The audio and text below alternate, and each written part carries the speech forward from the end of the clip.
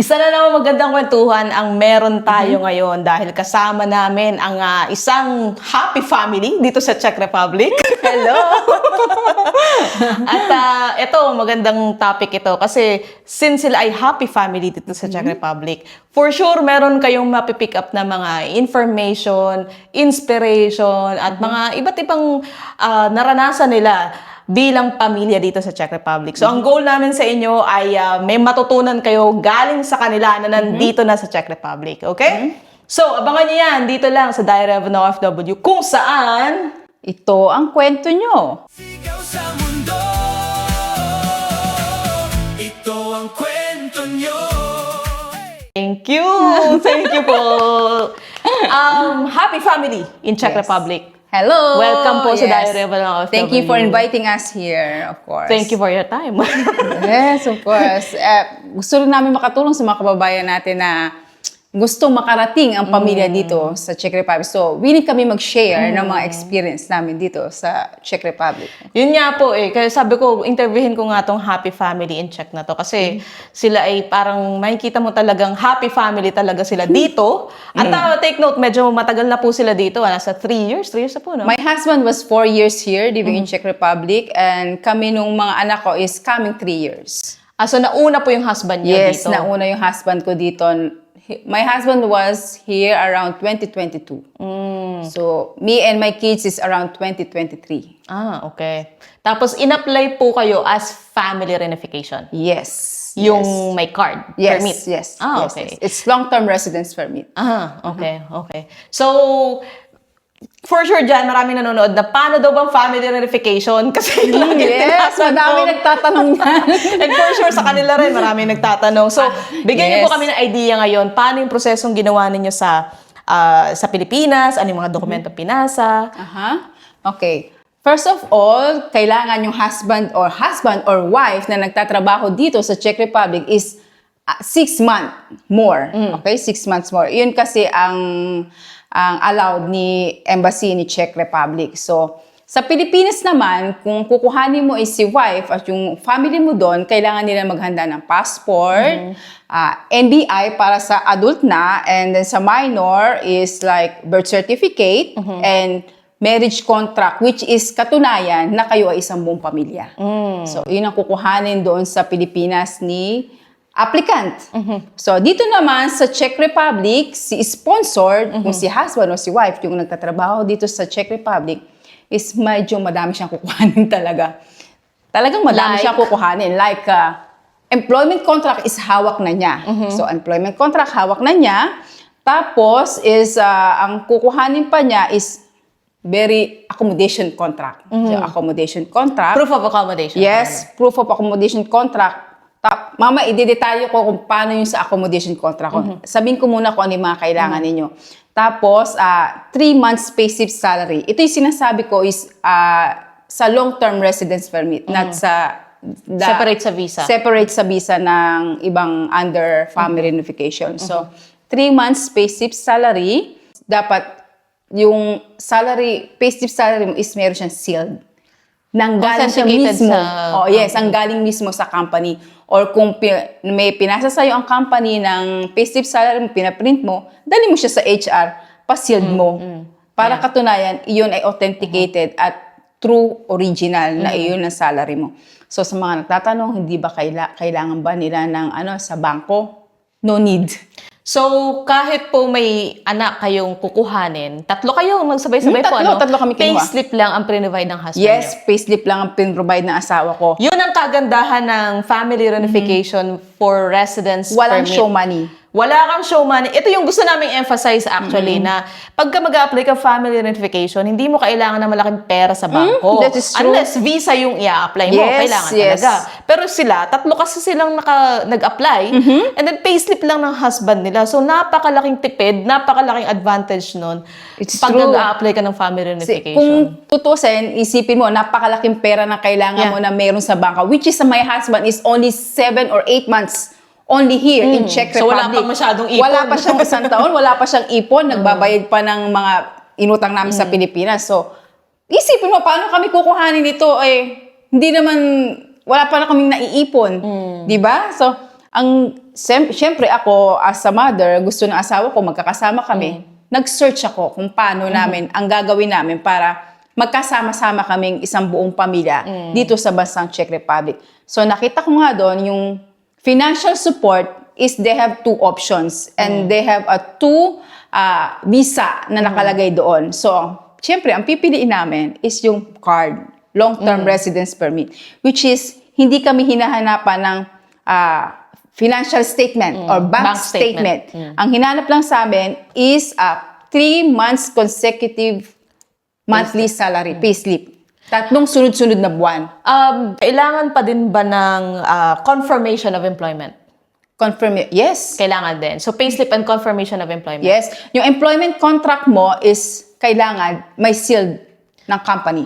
Wait lang po. Yung confirmation of employment is iba pa po sa contract? Or No, it's ang confirmation of employment lang is only a employment contract. Hindi na kami hininga ng confirmation. Pero nung napaprocess na ang visa namin is hindi natin kasi alam ang gagawin ni embassy Tumawag si embassy sa company ng asawa ko, which is sinasabihan sila na nag-a-apply ang asawa ko under family reunification. At parang hindi ko alam kung ano sinabi sa company na tinanong din yata kung doon ba talaga nagtatrabaho. Kasi hindi natin alam kung ano ang gagawin ni embassy na investigasyon sa application mo. kasi during that time ay 2020... 2022. 2023. 2022 po kayo nag-apply? No, 2023. Ah, My okay. husband was here in Czech Republic around 2022. Okay. So, during that time, 2023, hindi sila nag-provide ng confirmation of employment. Kasi na-confirm naman ng embassy Yes. na nagtatrabaho dito yung husband nyo. Pero nabanggit ng CPIC na kailangan yun, meron lang silang form na kailangan pag-fill upan sa employer. So, I think additional na yan ngayon. Additional medyo. Dati wala yan nga. Dati wala. Ang pinasa lang namin is employment contract, 3 months payslip salary, residence card ng husband ko, copy, passport copy ng husband ko, tapos accommodation contract.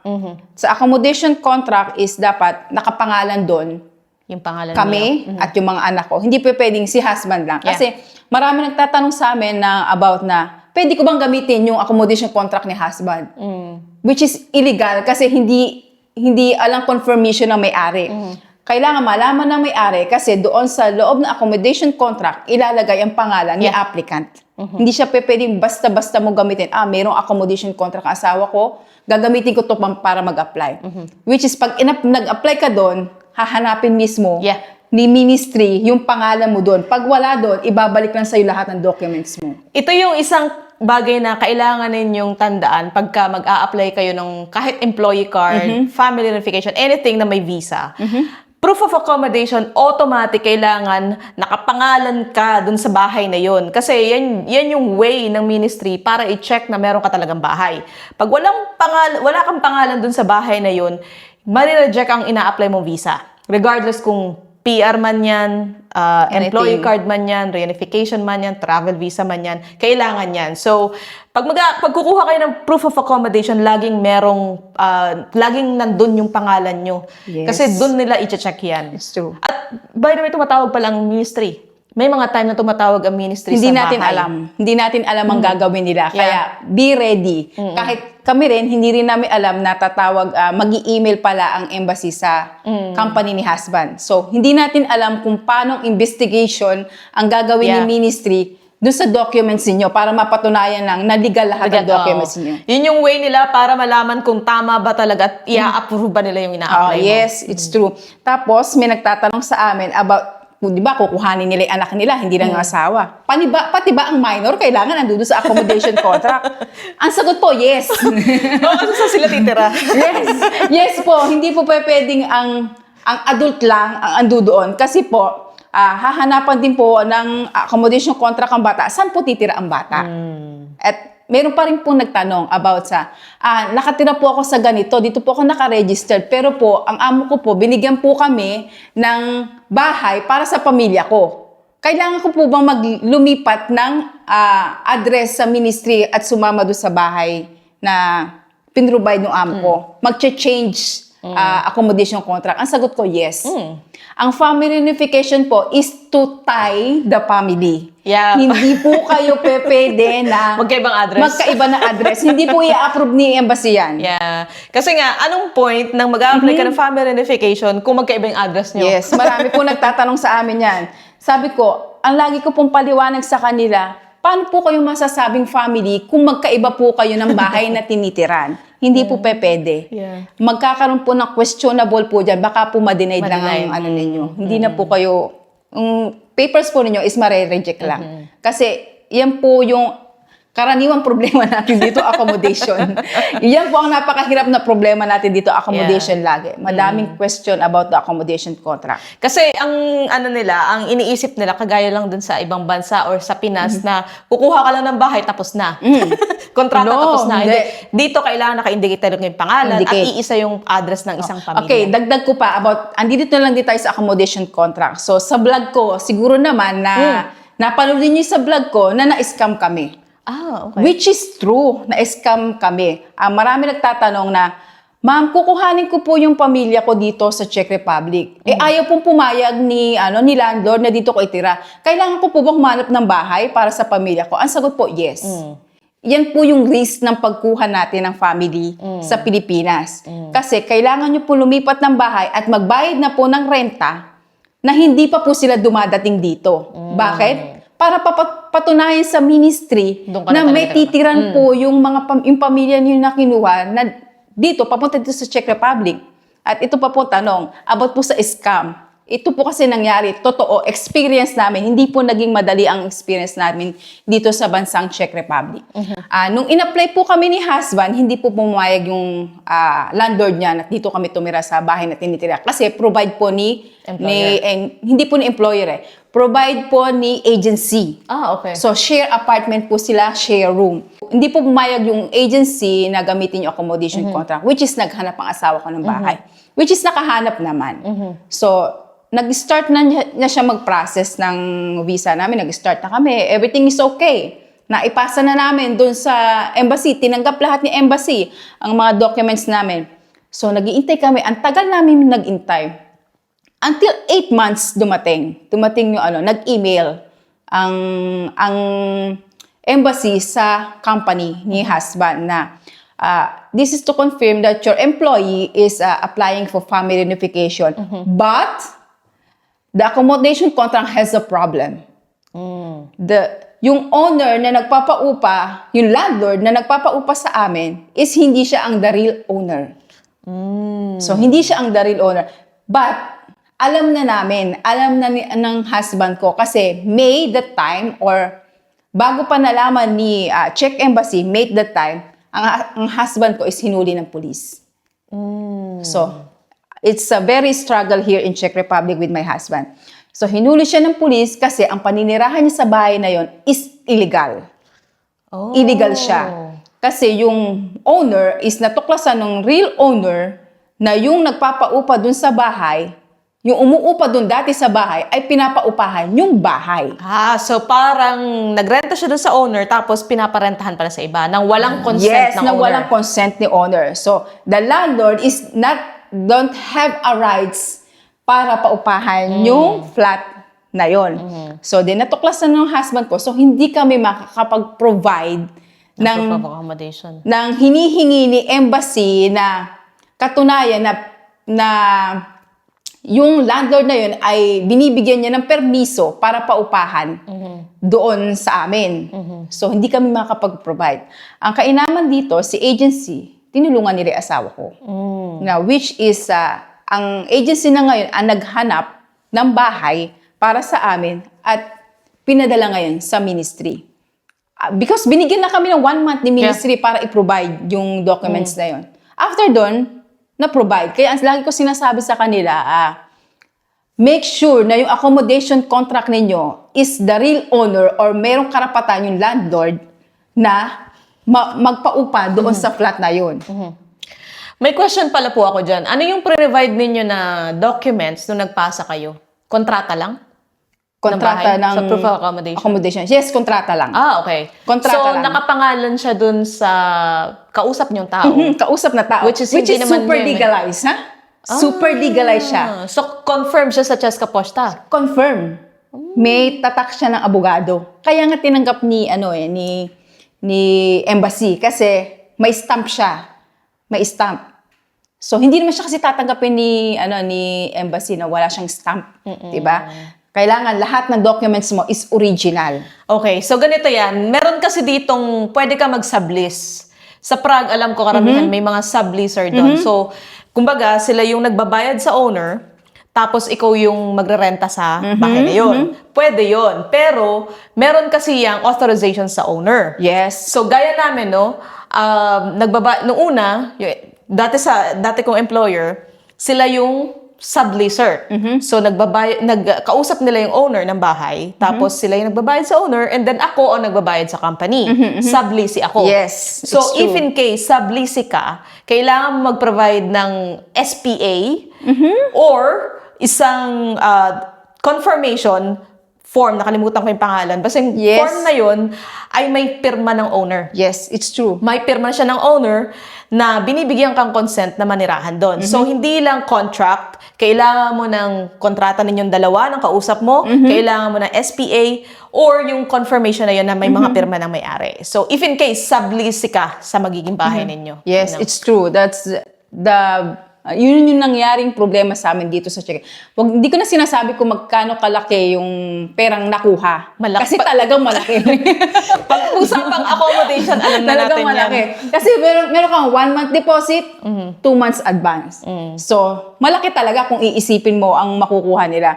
Pero tinanong ng pulis kung gusto magsampa ng kaso ng asawa ko. Sabi niya, hindi na. Kasi Hindi na hinabol. hindi na namin hinabol. Parang ayaw na rin ng asawa ko ng usapan about doon sa kwan. Kung meron na lang tanong yung owner about doon sa kwan, willing naman siyang tumistigo. So, I don't know kung ano na nangyari. Pero ngayon, parang case closed na yata. Hindi ko namin alam. Hindi na binalik yung Hindi na. Kasi hindi naman kami nagreklamo hindi na nagreklamo sa pulis yung asawa. Pero kung gusto magreklamo sa pulis ng asawa ko, pwede. pa. Kasi inang ano sa advice sa kanya ng pulis para makasuhan yung landlord kuno na yun na nagpaupa sa kanya. Pero sabi ng asawa ko, it's okay. Sabi niya, kasi at least tinanggap ni embassy yung ano natin, nakatulong naman. Yun nga lang, nagka-problema. Pero na-scam pa rin tayo. Pera pa rin nawala. At least, ito ay ka-approve na yung visa natin. Ipagpasa Diyos na lang natin. Okay Feeling na. ko, feeling ko, legal siyang nagrarenta dito, pero wala siyang, yun nga, wala siyang authorization sa may-ari. Wala siyang authorization. Kung meron sana siya authorization, makakapag-provide siya ng sublease Nangungupahan agreement. lang din siya. Kasi ang inupahan ng asawa ko is bahay din siya na merong sa taas at merong sa baba. Sa baba yung asawa ko, tapos sa taas yung nangungupahan din na isa. So, dati daw, isang buong pamilya sila doon na nangungupahan. Yung buong bahay na yon. Ngayon, umalis na yung parents, yun ang kwento, tapos sila na lang ando doon. Pinaupahan nila yung baba. Pero wala pala silang consent ng tunay So, na may-ari. relative din nila yung ano? Or... Hindi nila relative. Kwento lang niya. Kwento lang. Yun ay ayon sa kwento ng scammer. Hindi natin alam ang totoo. So, mag-ingat. Mag-ingat po Hindi tayo porket confirmed, hindi porket... na Cheska Posta is true. Kasi sa embassy, kasi ako, pag nagre-renew ko ng visa namin, is personal ko talagang pinapasa. Katulad dito, nag-renew kami, is hiningan din kami ng confirmation ng tunay na may-ari. Which is kasi, yung nagpapaupa sa amin dito is sublease lang din. Pero pinrovide naman sa amin nung so naibigay namin. So pagka nagpunta kayo ng embassy, kami kasi dito, nagpupunta ako personal, sinesearch nila sa map. Piniprint nila kung sino yung may-ari at kung saan lugar. So, nakikita ko kung paano nila ginagawa. Hindi ko lang alam kung anong website, pero nakikita na nila doon. Kasi nung una kaming nag-renew, dito kami nakatira na mismo sa bahay na to, is wala akong hiningi na confirmation doon sa may-ari. Tapos, ang sabi sa akin ni embassy is, hindi siya ang tunay na may-ari. Pwedeng humingi ka pa ng isang document na confirmation sa tunay na may-ari, which is na-provide naman. Nung binigay ko doon is, everything is okay. So, hindi katulad dun sa isa kung ano na hindi naman Yeah. hindi na problema. I think ang pinaka magandang ano dyan, kung halimbawa maghahanap ka ng accommodation o regardless man kung para sa family reunification or lilipat ka lang ng bahay, unang-una mong tanungin kung sila ba ang may-ari o hindi. Pag kasi sila ang may-ari, walang problema. Kasi Yes. makikita naman yan, nakaregister yung bahay sa kanila. Nakaregister. Pero kung hindi silang may-ari, ang unang-una mong tanungin, sino ang babayaran mo dito? Kasi kung hindi sila, so kung yung kontrata ninyo ay between sa inyong dalawa Yes. lang, hingan mo sila ng sublease agreement. Sublease and ng confirmation ng owner. tunay na may-ari na pinapayagan si landlord na nagpapaupa sa iyo na siya ang mamahala sa bahay na inuupahan mo. Pag hindi kayo nakakuha nun, hindi po kayo i-approve ni Yeah. ministry. Kailangan niyo magbigay ng another accommodation contract na kailangan na yung tunay na may-ari ang magpapaupa sa inyo. Kaya sinasabi ko sa accommodation contract, mag-ingat lagi. Katulad ng sa amin. So hindi lang yung hindi lang pala yung magbabayad lang kasi meron din nun eh. Kahit pala nagbisita mo na, may mga ganun ba Hindi. na-verify na yung kontrata, hindi Hindi. pa pwede. Di ba, kung tutusin sa amin, original documents ang pinasa namin Oo. sa Czech Embassy Manila, which is tinanggap nila. Pero nakita nila doon na yung accommodation contract namin, hindi pala siya ang tunay may-ari. After 8 months, long months, we apply February, October. Nung malaman nila na ganun, hindi pala ina may-ari, kinontak nila kami. So, pero nung pa lang, alam na namin. Kasi asawa ko, month of May, hinuli na ng pulis dito sa bansang Czech Republic kasi illegal nga yung paninirahan niya dahil hindi naman siya actually hinuli. Pinalayas. Pinalayas siya sa bahay. Which is, ando doon lahat ng gamit niya, inilock. Inilock lahat ng gamit niya, ando doon. Pero yung tunay na may-ari is binibigyan naman siya ng bahay. Okay. Ang problema, hindi niya gusto. Kasi nga, para siyang maliit lang daw na, tapos ang mahal-mahal na upa. Sabi niya, hindi niya kinuha. Tapos, nakipag-usap siya sa agency niya. Which Yun is- na yung dito na. Oh, dito na. Pero, hindi kami dito unang tumira nung dumating kami. Sa Morovani kami unang tumira. Ito'y pangatlong bahay na lang din namin na nilipatan. Pero dito siya unang tumira. Itong bahay na to. Ito ang kwarto niya dati. Ito ang unang-unang binigay sa kanya na agency na bahay. Kaya, nung na-scam siya, binalik siya ulit dito ni agency. Tapos, hinanap kami ng bagong accommodation contract na mapoprovide para sa amin naman buong pamilya. After that, everything was okay na. Ang kinaganda lang, merong sistema talaga dito na hindi ka basta-basta yung bang... Kasi delikado rin yan eh. Let's say for example, na hindi nakita ng ministry na ano pala siya, illegal pala Yes, siya. Or scammer dire-diretso. pala siya. Dire-diretso ka nandito. Mamamalayan mo na lang, mawawalan ka ng bahay yung Yes. mismo. At hindi lang siya, buong pamilya na andala. Yes. So, it's good na dun pa lang sa Pilipinas, na detect na Alam nila yan. alam na yung bahay na yun hindi sa kanya. Hindi sa landlord na yun, na illegal ang paninirahan doon. So, walang takas sa mga scammer dito. Kaya wala. Kaya sabi ko nga dito, napakahigpit ng proseso pagdating sa documents. Kailangan on time ka, hindi ka pa pwedeng malate. Kahit sabihin natin na kinabukasan mo lang pinasa, wala na yun. Hindi ka tulad sa atin na kahit sa isang araw mo papasa, may time pa naman, okay naman yan. Pero dito, kailangan on time ka. Lalo't ang pag-uusapan natin ay embassy. Kailangan on time lahat ng documents. Pag sinabi nila hanggang dito lang ang documents mo, kailangan mo ipasa within that limit. Kailangan ibigay mo lahat ng documents na hinihingi nila. So, gaano katagal yung naging proseso ninyo sa Pilipinas? 9 months. 9 months. Well, yun talaga ang consequence ng saan yung Hindi nga kami umaasa. Kasi 270 days. 270 days, midnight ng 270 days. Yung pinaka-last day. Pinaka-last day. Na-approve ang visa namin midnight.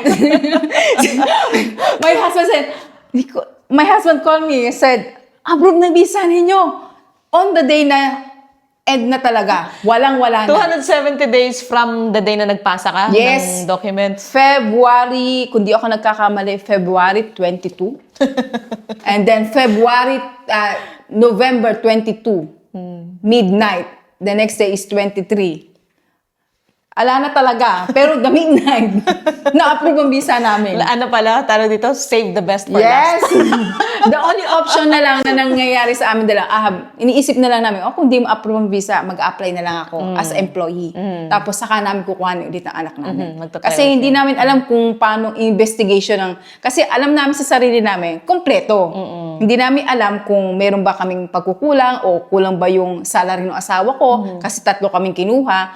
Hindi natin alam kung ano yung magiging problema o dadahilan ni ministry o ni embassy para hindi ma-approve. Kung wala kami nakikitang dahilan. Paano kung sila may nakikitang dahilan? Kasi medyo iba na yan pagdating sa, iba yung aspeto, or iba yung inspection ng ministry. Ministry iba. Mas, ano siya, detailed. Detailed talaga, detailed. See, kami hindi namin nakita yung problema sa accommodation. Pero Pero sila sila, alam nila yung problema sa accommodation contract na ano. At isa pa, ito, sasabihin ko na, yung wala sa list nga nila, yung affidavit of support. Yeah. Pahabol. Ito yung pahabol nung pinasa namin documents, inaccept na nila. Tapos sabi sa amin, naka-biometric na ako, okay? Naka-biometric na ako, bayad ng lahat, na ano. Sabi niya, kailangan mo i-provide yung affidavit of support. Sabi ko, saan makukuha? Si tanga lang. Saan makukuha? Sabi niya, sa husband mo, doon kailangan namin affidavit of support na galing sa husband mo na katunayan na siya ang susuporta sa inyo pagdating nyo ng Czech Republic. So ito po ay galing sa employer or kasunduan lang, written lang sa Sa attorney? husband ko mismo. So, written po ng Written. attorney or hindi na? Salaysay ni husband at may stop ni attorney. Bali, siguro, parang nakalagay doon, hindi ako nagkakamali, nakalagay doon na I am Sammy De La Cruz, I am the husband and the father of this one. Parang style consent letter na Yeah. ikaw yung gagawa ng sarili mong I will ano. provide all the necessities of my family here in Czech Republic. Ako ang lahat ng gagastos, ako ang lahat na ano. Base sa aking trabaho, dahil nagtatrabaho dito, lahat, kumbaga sa ano, financial support or affidavit of support na ikaw lahat ng gagastos sa asawa at anak mo pagdating dito sa Czech Republic. Tapos idadagdag ko na rin po kasi kadalasan tinatanong na sa amin yan, maganda na rin na kayo ang mag-share no, sa translation. Kasi nagtatanong sila kung lahat daw ba ng documents ay kailangan translated Yes or po. English is sapat na. No. Everything the documents will be translated into Czech. Kasi alam natin, pag pumunta tayo ng Czech Embassy, lahat sila doon, Czech language official. Hindi sila sanay. Hindi naman natin sasabihin na hindi sanay. Sanay, medyo siguro sanay sila, pero kasi nga, nag-apply tayo dito sa Czech Republic, kailangan yung language nila ang gagamitin natin. Actually, yung sa amin is naka-translate into Czech and may English din siya. Even yung employment contract ni husband, may Czech din siya and may English. Lahat yun, may translation into Czech. Pero sa amin kasi, sa automatic naman, 'di ba, sa employment contract, Yeah, everything meron na na. nanggaling dito sa Czech Republic May check na. is may check na. Ang ipapatranslate mo lang is yung documents na andun sa Yung like Pilipinas. NBI, BSA. Careful sa NBI, okay? May ano siya, may expiration. Yeah. May expiration lahat ng documents na ano, hindi ako nagkakamali, 180 days, 120. 3 months, mga ganun, 6 months. 120, something like that. Hindi ko na matandaan, pero may expiration siya. Kailangan pag nag-apply kayo, Pero sa alam- PSA wala po. Sa PSA wala. hindi ako sure, pero Alam ko NBI lang talaga meron eh. siguro NBI lang. Di ko rin alam about sa translation kung may expiration siya o wala. Pero mas sigurado ako sa NBI. Kasi may time limit ang NBI din. Kahit naman sa Pilipinas may time limit tayo. Kung hanggang kailan lang yung ano natin sa NBI. So make sure na updated pa yung NBI ninyo within that limit bago nyo ipasa. Kasi hindi nila i-accept. Kasi may ano siya, may date siya. So hindi nila accept 'yun. So magandang ano yan, paglilinaw ni Ate no, na kailangan translated into Czech. Ang mga everything. documents, every legal documents ay po-provide ninyo ay translated. And sa NBI, as far as we know, meron talaga siyang expiration. Yes, so, meron. maganda niyan, bago ka magpasa, siguro, hindi naman siguro abutin ng 3 months yung pagpaprocess mo, no? Hindi naman siguro. Siguro, so, kahit ihuli mo na siguro yung NBI. Depende kung may hit yung pangalan mo, kung lagi may hit yung pangalan mo, Yes. agahan mo. Pero kung wala naman madalas, kumuha ka ng Yes, medyo late. kumuha. Kung may hit, ako kasi may hit ang pangalan ko. Kasi, alam mo naman, De La Cruz. Pag mga common names, no? Common name, De La Cruz. Naghintay pa ako siguro ng mga 3 weeks bago ko nakuha yung NBI ko. So, maaga ako nag-apply. Tapos, nung makuha ko yung NBI ko, syempre, pina-ready ko na rin documents ni husband. Pina-deliver na within 1 week, ando doon ng lahat ng documents. After that, alam kong may time limit ang NBI, punta na ako ng Czech Embassy. Which is, my documents is not translated already. Yes! Hindi siya translated. Hindi siya tinanggap ni Embassy. So, may nakapagsabi sa amin dati na pwede daw magpa-translate sa embassy. I'm not sure kung... I think no. Because napunta ako doon sa Czech Embassy, sabi niya, kailangan pa-translate mo muna yung document. I think kailangan Or may pa-translate mo referral muna. lang. Referral. Ni-refer nila ako sa Orange and, expensive. Yeah, ni-refer nila ako doon. Expensive naman talaga ang translation. Ni-refer nila ako doon na sabi niya, kailangan mo muna ipa-translate yung documents mo. Pero nakakuha na ako ng appointment sa kanila. Kailangan mo muna pa-translate. Tapos binigyan nila ako ulit ng bagong appointment para ipasa lahat ng documents. So, pinatranslate ko muna yun. Naghintay muna ako ng mga siguro 1 week or 2 weeks bago ko na pa-translate lahat. Then, tsaka ako pinasa. Alam ko, may magtatanong kung saan ako nagpa-translate. O sa Yes Translation po. Yes, translation. Di po to sponsor, pero kung sakali man Kung napapanood saan ninyo. po. Alam ko po, may magtatanong. Kasi madaming tatanong sa akin yan.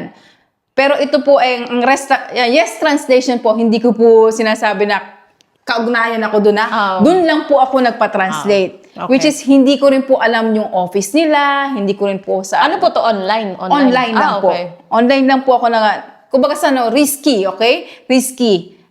Minessage ko lang sila, nag-search ako sa internet, nag-message ako, gusto ko ako magpa-translate ng documents.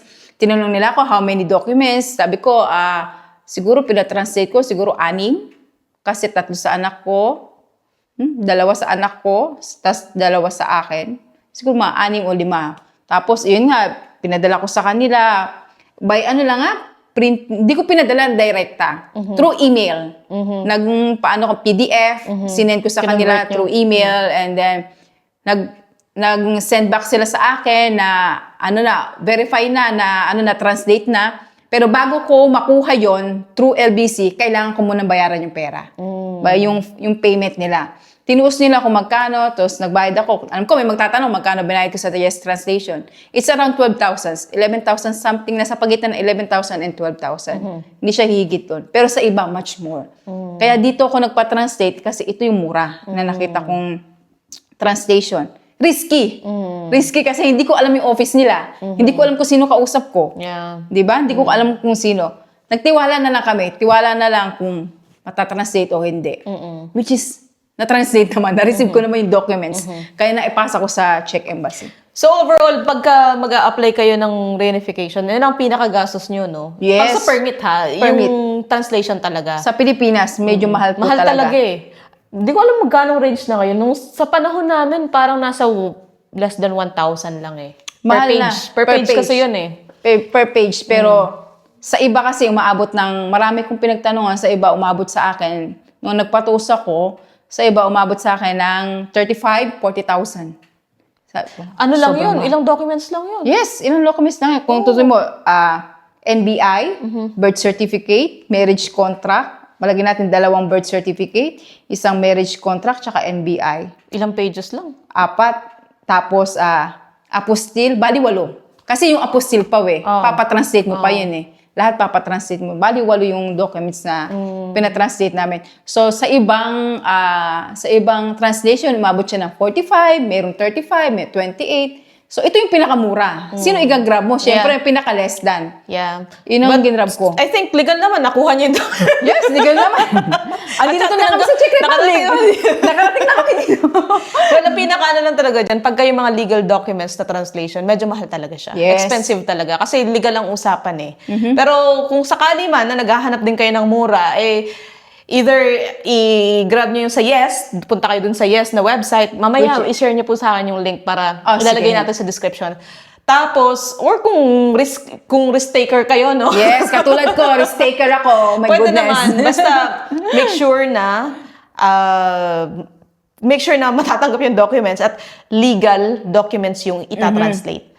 Kasi may mga translation na hindi naman, Yes. tumatanggap din silang translation pero hindi siya mga legal na dokumento. So, Bago naman nila i-print yun, kailangan muna ninyo, tingnan nyo muna mabuti kung may pagkakamali ba. pinapacheck muna Pinapacheck muna yon. Isesend sa inyo through email, and kailangan nyo i-check bawat letra, bawat pages na nakalagay doon, bawat salita na nakalagay doon sa pangalan ninyo, sa birthday ninyo, everything na ando doon. Check nyo muna bago nila i-print yun at ipasa sa'yo. Kung may pagkakamali, katulad sa akin before, sabi ko mali yung ganito, in-edit nila. So, sabi ko, okay na. Pinrint nila. Siyempre, nagbayad muna ako kasi payment first bago mo ma-receive yung documents. So, nagbayad muna ako. Then, after a couple of days, na-receive ko yung documents. Sa kaya office nila? Kasi pinadala nila yung papel eh. Yeah, hindi ko rin nakita eh. Hindi ko na tinignan kung saan eh. Hindi ko nakita kung saan yung yes translation na yun eh. Basta, na-receive ko lang through LBC. Tapos, ewan ko, bakit hindi ko tinignan? Sa may documents.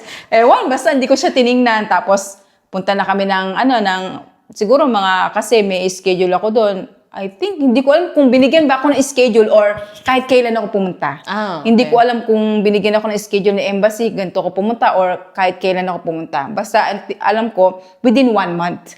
Inaano ko. Tapos, punta ako doon, pinasa ko din. Biometric. Yun na. Finish na. And sabi sa akin kasi nung una ko punta doon, is kasama ko yung mga anak ko.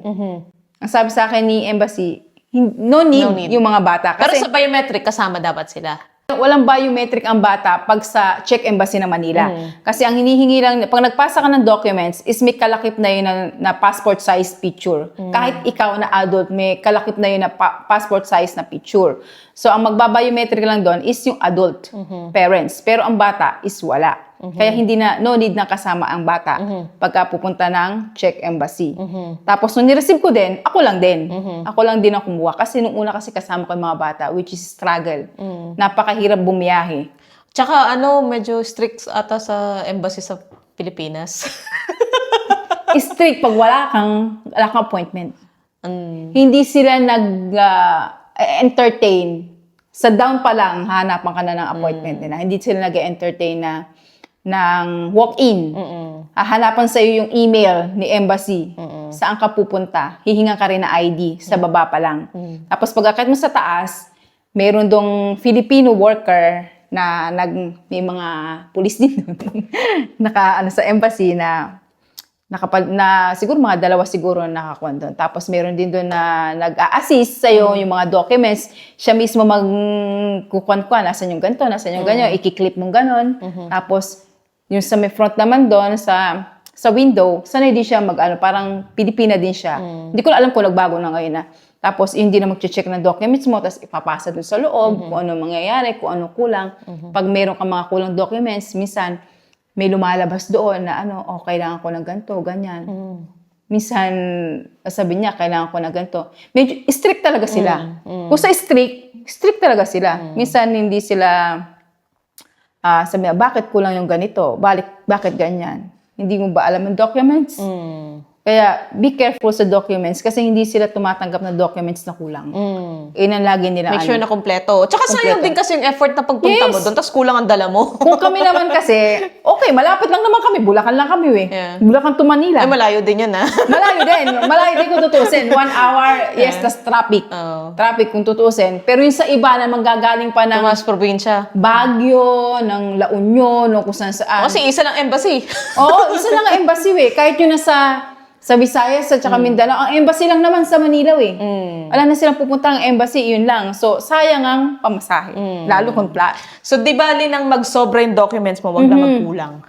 Sa mga nagtatanong na di baling ang documents niyo ay sobra-sobra. Basta kumpleto, hindi mo na kailangan bumalik. Mas okay yun. Kesa yung katulad ko, patawag-tawag ako sa husband, kailangan ng ganito. Kasi kami DIY. Kailangan ni embassy ng ganito. So, padala na naman. which is pera na naman. Hindi naman mura ang padala sa DHL. Yeah. At saka isang tip pala yun, no? Pagka nanggagaling dito yung mga dokumento, mas maganda na nag-gather na lahat ng family true. member mo, yung mga documents na kailangan sa embassy, para hindi na pabalik-balik. Tsaka nagbibilang din ng araw eh. Pag galing dito yung dokumento, ilangan 7 days? Yes. 5 days? 7 So sayang days. yung oras nyo, mas maganda na isahan na lang. Yes, isang Nag-gather padala na lahat. lang. Kasi nga kami, DIY, wala naman kami na pagtatanungan. So, lahat ng kulang na sinabi ni embassy, kailangan ko itawag na naman at ipadala. Buti na lang, yung husband ko, merong papauwi na kasamahan na Pilipinas. Sa Pilipinas, which is pinadala na lang niya doon. Yung like Pinasuyo niya. yung affidavit of support. Pinadala na lang niya. So, hindi na niya kailangan magbayad sa DHL. Which is mahal din, ha? Oo. Mahal ang padalang Per documents. gramo sa ang ano. Ang, Yes, mahal. Kung di ako nagkakamali, ang binayad ni husband is around kulang 4,000. Yun nga ang range. Kulang Yun ang 4,000 ang binayad niya sa documents. So, yun hindi na tayo nakaalis sa accommodation. Pero yun talaga risky natin sa accommodation contract. Maganda nga yung na-elaborate natin ng detalye. Kasi Yes. yan yung mga bagay na hindi na-discuss sa mga videos. Even ako, hindi ko na-discuss yung iba dyan. So, mas maganda talaga pagka-detalyado.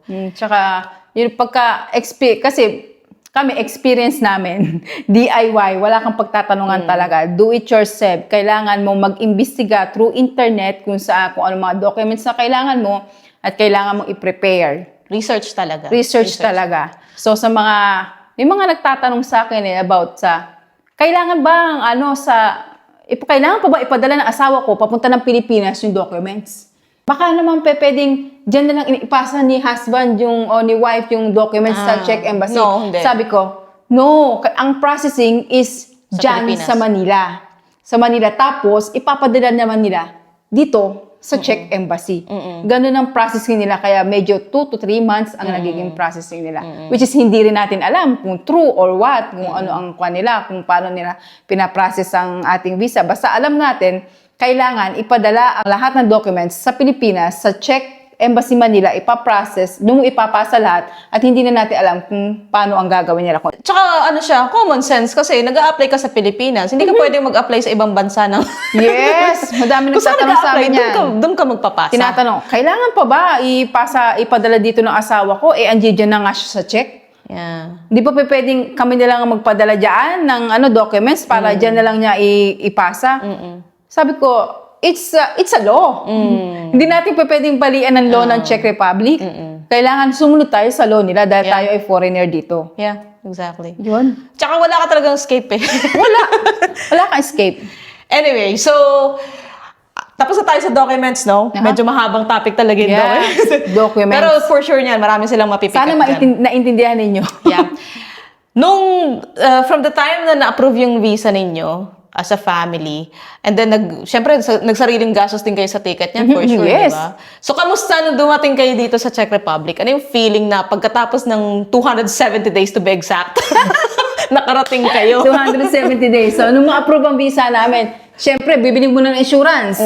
Diba, na-approve ang visa namin. Marami din nagtatanong, kailangan na bang bumili ng insurance bago ipasa yung documents sa embassy? No po. Hindi po kailangan bumili ng insurance kaagad hanggang hindi pa nag-granted ng visa.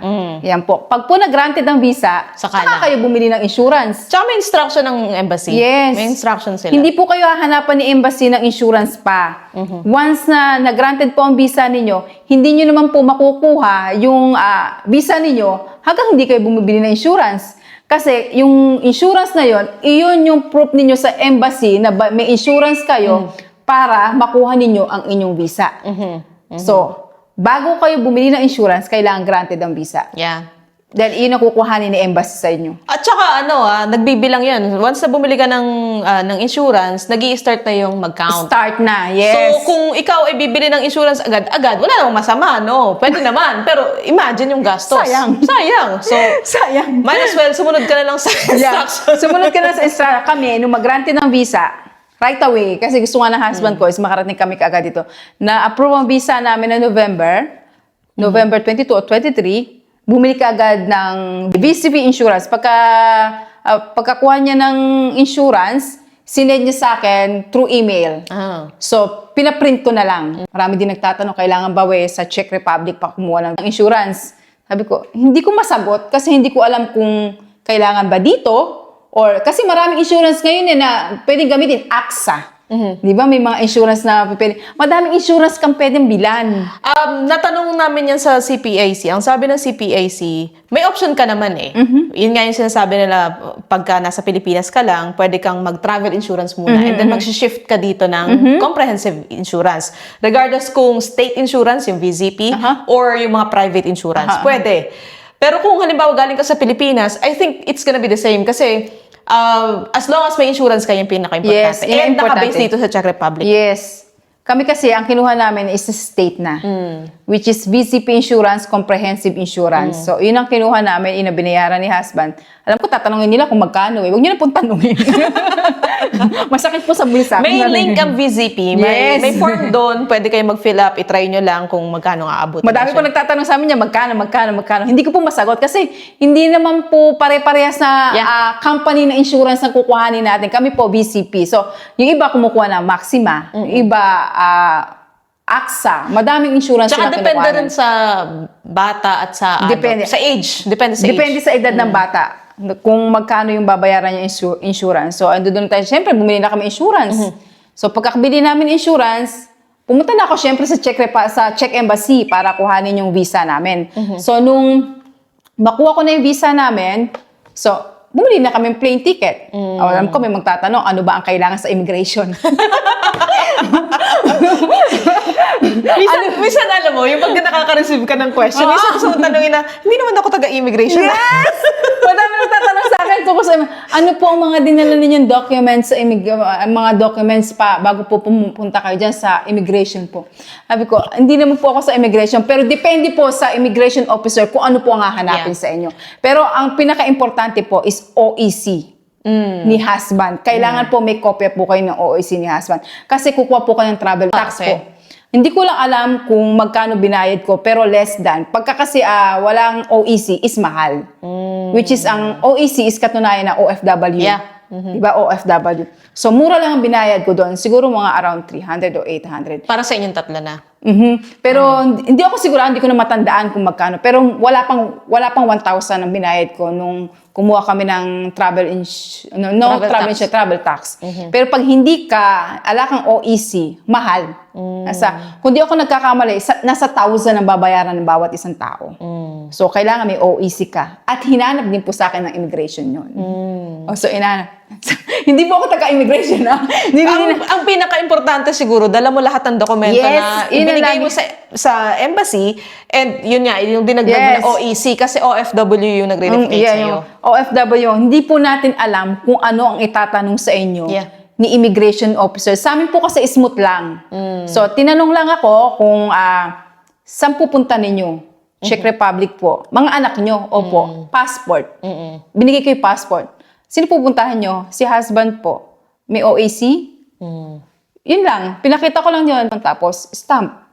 Yun lang. Tapos, diretso na kami doon. Wala nang iba sa akin tinanong. Pero may naririnig ako dito na tinatanong sila, lalo't wife lang ang kinuha nila, may mga tanong pa. Kung ano yung mga I tanong think sa kanila. random sila magtanong.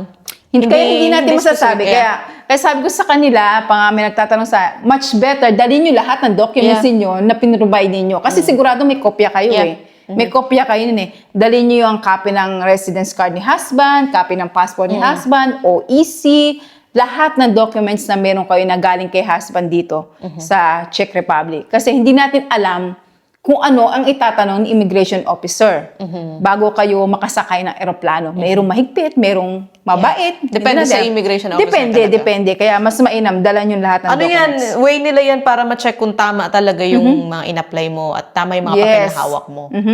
So, total, nandito pa tayo sa interview, no? Tatanungin ko pala yung sa nag-apply ka ng visa sa Pilipinas, may mga interview ba silang ginawa? Wala. Okay. Good. May parang nagtatanong sa akin yan. May nagtatanong. May interview ba sa embassy pag mag-a-apply ka?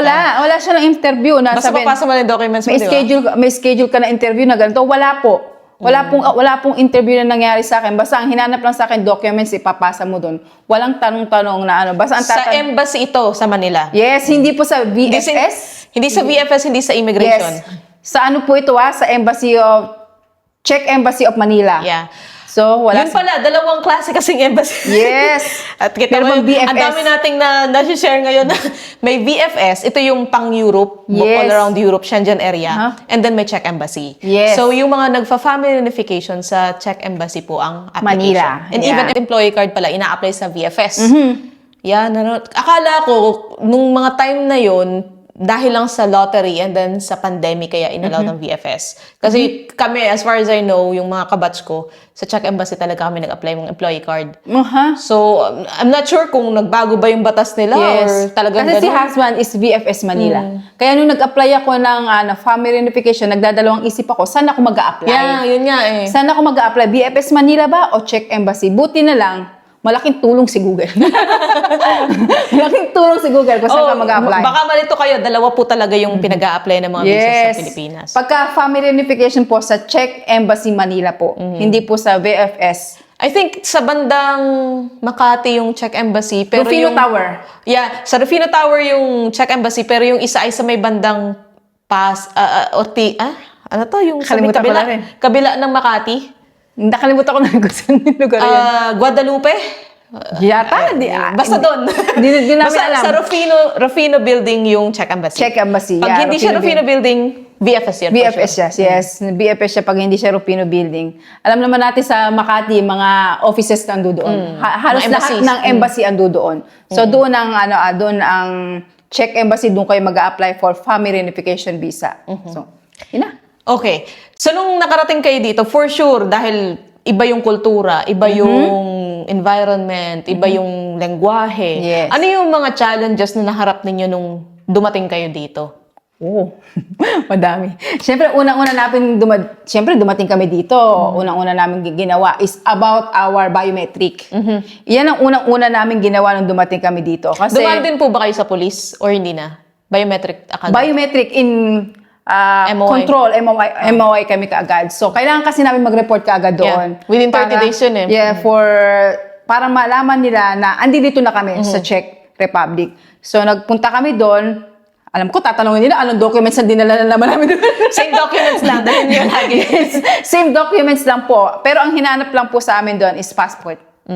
Passport na kasi may accommodation contract naman po is provided na ando doon. So passport po, tsaka insurance, tapos in-schedule po kami kung kailan po ang biometric namin. So nung na-schedule kami biometrics, 1 month before nakuha namin yung aming residence card. So after that, legal na kami dito. So ano yung maging nag-struggle namin dito ngayon sa Czech Republic? Unang-una kultura at lengguwahe. Siyempre, unang-una namin ginawa is paghahanap ng eskwelahan ng mga bata. Yeah. Eto na tayo sa eskwelahan. Ako. Siyempre, yung anak ko nag-aaral sa Pilipinas. Pumunta na kami dito sa Czech Republic. Kailangan namin ihanap ng eskwelahan. Yung anak kong babae. So, mahirap. Kasi hindi sila sanay mag-English. Pero kainaman dito sa agency ni husband is tinulungan kami maghanap ng eskwelahan ng anak namin. Which is na, noong una nakatira kami sa province, sa Moravani, which is mas malayo dito sa Brno na city. So, after na dumating kami doon, within 8 days, sinabi sa amin ng upahan sa amin na kailangan na namin umalis at lumipat na apartment. So, hinanap naman nila kami ng apartment, which is nakatira na nga kami sa city. Nung makatira kami sa city, so, kasi holiday nun eh. So, hindi pa bukas ng mga eskwelahan. Enjoy muna kami, syempre. Summer kayo dumating. Summer vacation. No summer vacation. Christmas vacation. So, Okay. so New Year. Yeah. After New Year kami, Holiday. dumating kami dito December 28. So, holiday pa. Sakto pala, New Year, magkakasama Oo, kayo, no? magkakasama kami dito na New Year. So, holiday. So, enjoy muna kami dito. Siyempre, after enjoying, the problem was come. Eto na. Ito na ang problema. So, hahanap namin eskwelahan ng aming anak. Pati yung anak kong lalaki. Kasi, 4 years old siya that time. Nag-aaral na siya sa Pilipinas. Sa private school siya nag-aaral doon. So, nag-aaral na siya sa Pilipinas kahit papano. Tapos, ito, hinanap namin. Si Jasmine, madali siya mapapasok. Kasi mandatory dito eh. Kasi ang edad niya is around 8 years old yata siya nung dumating dito. Mandatory siya na kailangan pumasok sa eskwelahan. Yeah. Pero yung anak kong lalaki is hindi pa siya mandatory. Kasi kindergarten pa lang. hindi siya kindergarten, parang preschool. Ah, okay. So 5 years old here is 5 years old. kindergarten. Okay. So Ilang taon po ba siya nung dumating dito? 4. Ah, okay. 4. So, 5 years old pa lang pwedeng mag-start or mandatory mag-aral ng Mandatory. bata? Okay. So, may pointing system kasi about kung ilang taon ng bata. So, si Jasmine, madali siya mapapasok. Ang problema, mahirap din maghanap ng eskwelahan. Dito Dahil sa na- language. language barrier. So, doon sa una namin pinuntahan is okay naman, pero hindi siya sanay mag-English lahat. And kasi kung saan malapit ang bahay mo, dapat doon nag-aaral ang bata. Kung nakapaligid doon. So, si Jasmine, yung anak ko, hinanap namin doon. Tapos, inintay namin yung tawag, hindi tumatawag. So, ang ginawa ni agency, naghanap ulit ng ibang eskwelahan. Which is, pangalawang eskwelahan itong pinuntahan namin. Dito nga kami napasok ngayon. Si Jasmine ko is, napasok naman dito, pero bago siya pumasok, is may interview doon sa bata. May screening. May screening. Hindi ko alam kung pare-parehas na eskwelahan na gano'n na. Pero ito yung sinasabi ko nga, experience namin to dito sa bansang Czech Republic about sa pagkuha na eskwelahan sa mga bata. So, yun nga nangyari kay Jasmine, may screening siya, may kung paano siya magsulat, kung paano siya sumunod sa instruction, kung paano niya ipapaliwanag si mommy, si daddy, ganon. Tapos, yun nga, tapos sinabi ng eskwelahan, makakapasok na nga si Jasmine, pero syempre, spring holiday. February kasi nung pumunta kami dito sa kanila, 1 month bago kami nakahanap ng eskwelahan. So, spring holiday, sabi niya, makakapasok na yung anak mo, pero kailangan niyang bumaba ng level. Kasi meron tayong language barrier. So, hindi siya sanay mag-check, which is mahihirapan siya pagdating na ng higher grade kasi grade 3 na siya pagpasok. So, kung papayagan namin siya sa grade 2 na magstay sa grade 2 ngayon, hindi siya sanay mag-English, which is 4 months na lang mag-e-end na ang schooling. Tapos, higher grade na siya, grade 3. Medyo mahirap na yung mga subject. So, baka pwede, kung papayag kayo, pero tatanungin naman nila kayo eh. Ah, okay. Tatanungin nila kayo, okay ba sa inyo na bumaba siya ng grade 1? Grade 1. Kasi para matutukan natin yung pagsasalita niya ng language. Para matuto siya mag-check. Para sa amin, okay lang. Isang Kasi- taon lang naman. Isang taon lang naman eh. Tsaka wala namang problema kasi kung tutuusin, nag-aaral naman yung bata. Yeah. Mas masama kung hindi makakapasok sa Yeah. eskwelahan ng bata. Alam ko marami sa inyo pinoproblema. Paano yun? Bababa na naman ang anak ko, dagdag taon na naman. Alam ko problema. Pare-pareho natin problema. Pero para sa aming mga magulang niya, as long as na nag-aaral ang bata, walang problema sa amin. As long as na matututo ang bata sa eskwelahan ng language na pinuntahan namin bansa, walang problema sa amin. Tsaka, I think, hindi na rin naman problema pagdating sa financial ba, ang pag-aaral. Kasi Wala pa libre. tayong babayaran. Yeah. So, yun lang, time lang yung nawala. Pero, Yes. ano na yan eh, parang common sense na kasi bago yung lengguwahe. Yes. Bago yung lengguwahe dito. Ang suggest sa amin ng director or ng principal dito is pumunta sa school club. So, ang klase kasi dito is 8 o'clock hanggang 12:45. Oh, short time, di ba? And confirm mo sa Philippines, ang pasok ng bata, 7 hanggang 4. And take note, meron pa silang mga isang araw na nasa labas lang. Yes! Maganda po yung schooling system nila dito. Kung compare mo po, sa Pilipinas, 7 up to 4. Ang Para ka klase. nagtatrabaho. Yes. Pero ang mga bata dito, ang pasok nila, 8 hanggang 12:45. So, nasa sayo kung susunduin mo ang bata ng 12:45 or ipapasok mo yung bata hanggang sa 3:30 or 4 o'clock kung anong oras mo siya susunduin. Sa eskwelahan ng mga anak ko until 4:30. So, pero merong paper doon, anong oras mo siya susunduin. In that time na 1 o'clock until 4:30, kung anong oras mo siya susunduin, nasa school club siya. Naglalaro, kung ano yung mga So, yung pagkakaabalahan school nila. club na yun ay depende na po sa bata kung anong gagawin niya. Or meron siya lang specific na subjects. Alam ko may mga, wala siyang subject. Basta Activity. may activity na gagawin doon. O kaya naman, minsan lumalabas sila, kahit pumunta sila sa park, naglalaro. So, parang ano rin po siya, meron siyang mga guardian na teacher. Yes, meron Dun po siya sa mga ano na guardian yun. and teacher. Di ko So, alam kung safe, dalawa. safe. Safe po yung mga bata doon. Hindi po makakalabas ang bata na hindi ikaw ang susundo. Kasi may paper po doon na pinipirmahan kung sino lang ang susundo ng bata at may chip po kayo na tit, para kung mapasok sa trabaho. Yeah. Na para kung mapasok sa trabaho na out mo na, in mo na. Ganon. Yung mga bata rin, yung ID nila is bago sila pumasok sa eskwelahan, yung ISIC nila, may machine din na kailangan tit, Nasa school na sila. Paglalabas naman, yung magulang, kung sinong magulang ang doon, may chip siyang taban. Yung hindi na ilalagay mo doon, katunayan na dumating na yung magulang para sunduin. At yung bata, yung ID niya, itatap niya doon sa machine, katunayan na lumabas na siya ng eskwelahan. Na sinundo na siya ng magulang niya. So, yun yung mga nangyayari sa eskwelahan na yung anak ko ay kaya natuto ng check is advice sa amin ng principal, ipasok sa school club. So yung school club po na pinasukan niya is of course, exposed siya sa Czech language. Kasi yung mga classmate niya ay mga bata Czech doon, lahat kaya wala pong dahilan ng parents dito para hindi magtrabaho. Kasi ang bata po hanggang alas 3:30 o hanggang anong oras mo gusto sunduin yung bata. Kung alas 4, okay, or 4:30, depende sa eskwelahan na. Pero sa eskwelahan to ng anak ko, 3:30 sa amin, sabi ko, susunduin ko yung anak ko hanggang 4 o'clock. So kasi ako, ang trabaho ko, 9 o'clock hanggang 2:30. So nasusundo ko ang anak ko ng 3:30 o 3:20, mas maaga.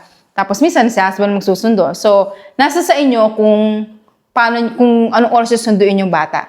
Ngayon sa school club naman, alam ko, may bayad po ang school club. Okay. So, pero hindi naman kalakihan. Hindi po. Sa loob ng isang taon is 1,800. Sa eskwelahan po namin yun, ha?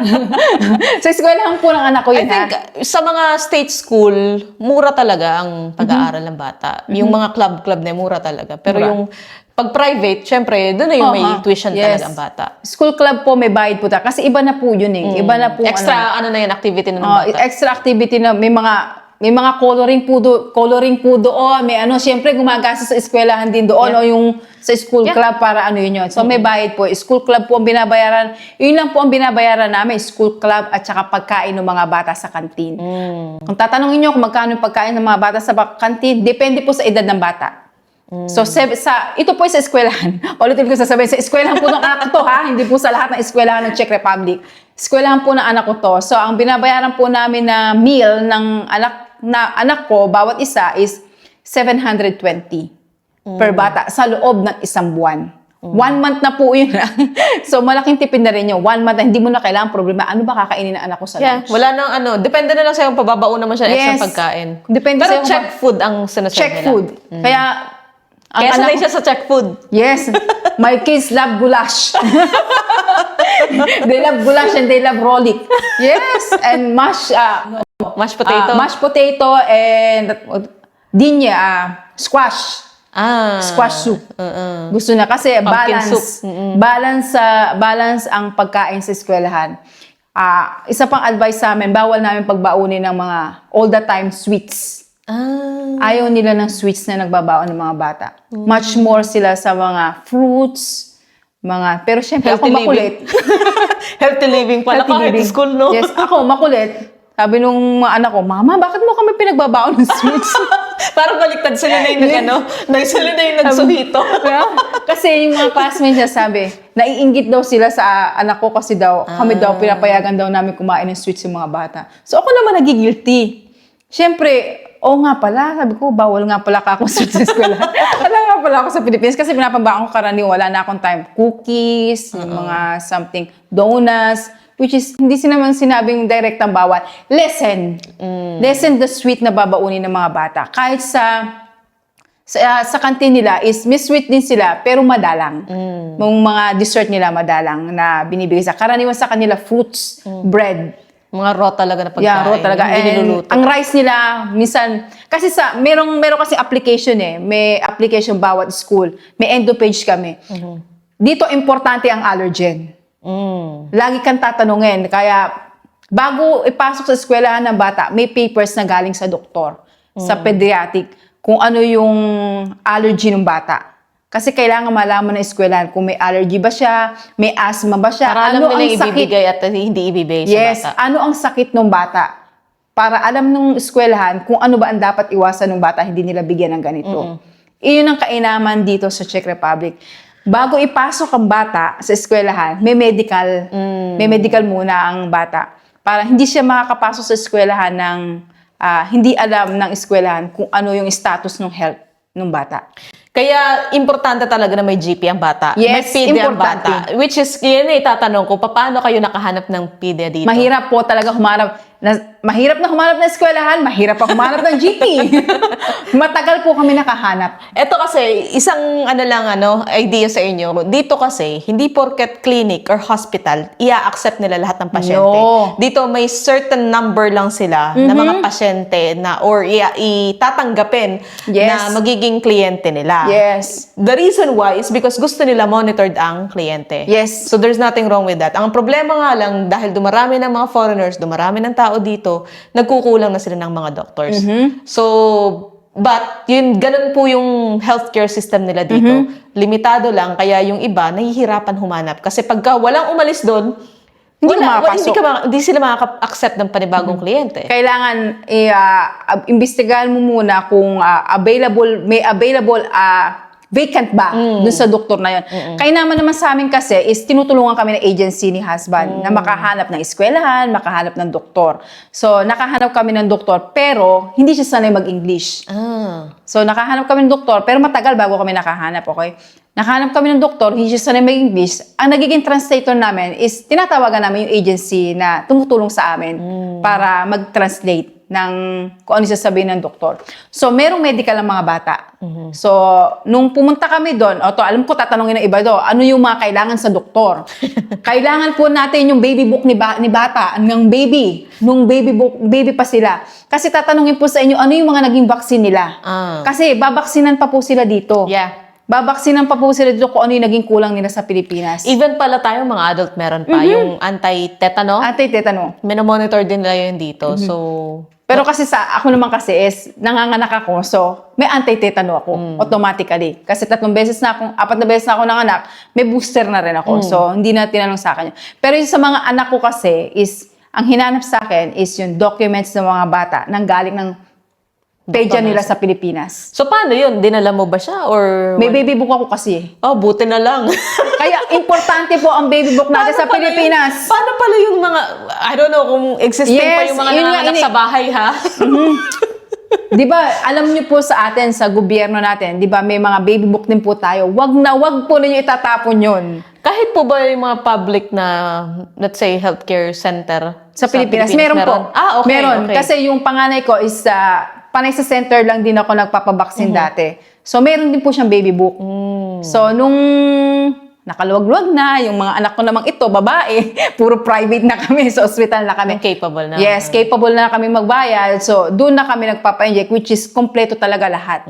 Sa ano kasi, sa public kasi, is until 9 months lang.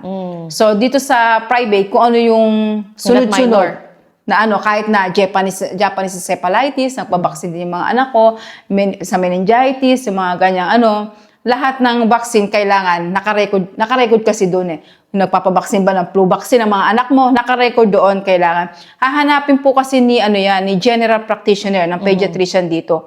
Kailangan nila makita yung lahat ng automatically, pag nakita po nila doon alam naman po nila ibig sabihin nun Kaya, hahanapin po nila sa inyo ang baby book. Importante po yan. Kung ano po yung mga binaksin sa inyo sa mga anak niyo nung bata pa. Kaya sabi ko sa kanila, dalhin nila yung medical record ng anak nila papunta dito sa Czech Republic. Feeling ko lahat na lang ng dokumento dalahin ninyo. Yes! Baptismal man yan, baby book Ako man lahat, yan. dala ko lahat, dalhin sinasabi sa nyo. inyo. I'm Star Scout. Lahat dala-dala ko. Pero yan tandaan nyo, baby book is importante kung kayo ang Importante. dadala ng bata dito. Otherwise, paano kayo mangyayari nun pagka wala, no? Yun ang hindi ko Back alam. to zero sila. Kasi tatanungin ni ano ibabaksin sa'yo? Ano kulang na vaccine sa bata kung hindi mo dadala-dala yung medical record ng anak mo. Kasi importante sa mga bata dito ang vaccine. Yeah. Lahat ng booster, lahat na binabaksin. Mga anak ko, nung dumating dito, may binaksin sa kanila na hindi nakita doon ng pediatricians. Pero, dinidikit nila doon, pinipirmahan nila na dito na binaksinan yun. So, kailangan yung dalhin talaga inyong medical record doon sa mga bata na galing papunta dito sa Czech. Very, very important. Huwag niyong kakalimutan. Salamat sa tip po. Walang nakakapag-discuss niyan. Only here, dito sa session Yes. natin. Kasi this is based on our experience. Ako rin, hindi ko alam. Hindi ko alam na kailangan dalhin. Pero since I am a parent, at alam ko na may bata pa yung mga anak ko, dinala ko. Bakit ko iiwanan? Naani naman ang magulang ko dun yun.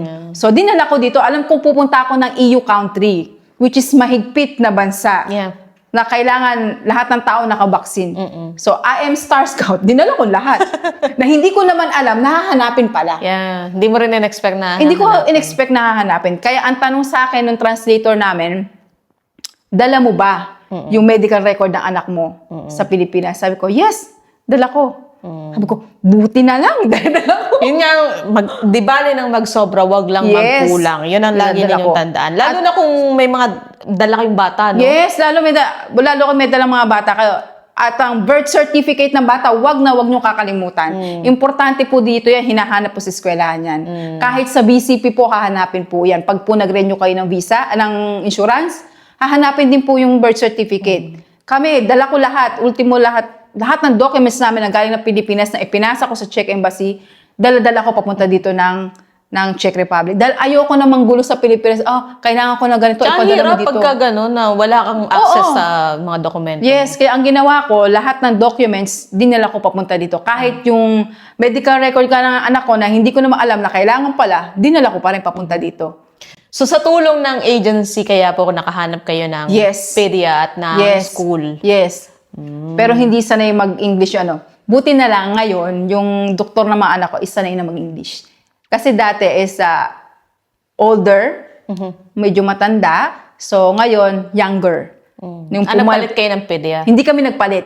Pero same pa rin Yung clinic? clinic. Pero yung Yung doktor doktor. ang nagpalit ng doktor. So, yun yung doon naka-record. At clarify pa, every time na pupunta kayo ng doktor, pag sinabi sa inyo ng doktor, pumunta kayo ng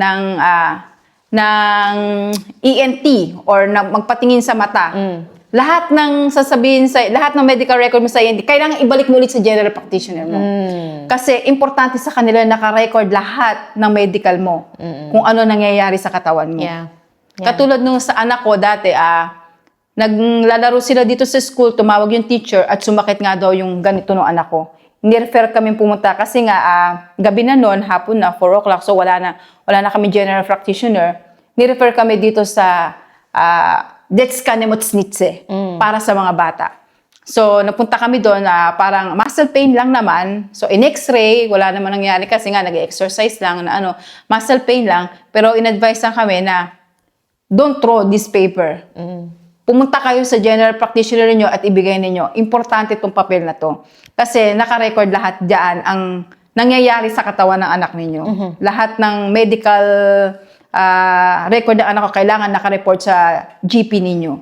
I think similar din yun sa Pilipinas pagka may doktor ka, di ba? Pag may private doctor ka. Yeah. Kailangan alam nila yung record mo, yung history na ginawa mo, kung hindi sa kanila. Yes. Kasi doon sila magbabase sa follow-up kung Lahat ng medical, kasi nga, bata yan, so hindi natin alam kung ano mangyayari na ma-aksidente o ano. Kailangan may general practitioner. Importante po talaga dito insurance. Ang insurance, pag napunta ka ng doktor, kahit wala kang pera, check upin yung anak mo. Sa school ni Jasmine, ng anak mong babae, ay tinulungan Okay na. ka ng agency. Okay na. Walang problema. Paano po doon sa maliit? Kasi sabi mo, di ba, 5 years old, yun yung mandatory. So, paano nangyari sa So, kanya? ganito yan. Dito kami nahirapan. Lahat ng eskwelahan ng Materska Skola, pinuntahan namin.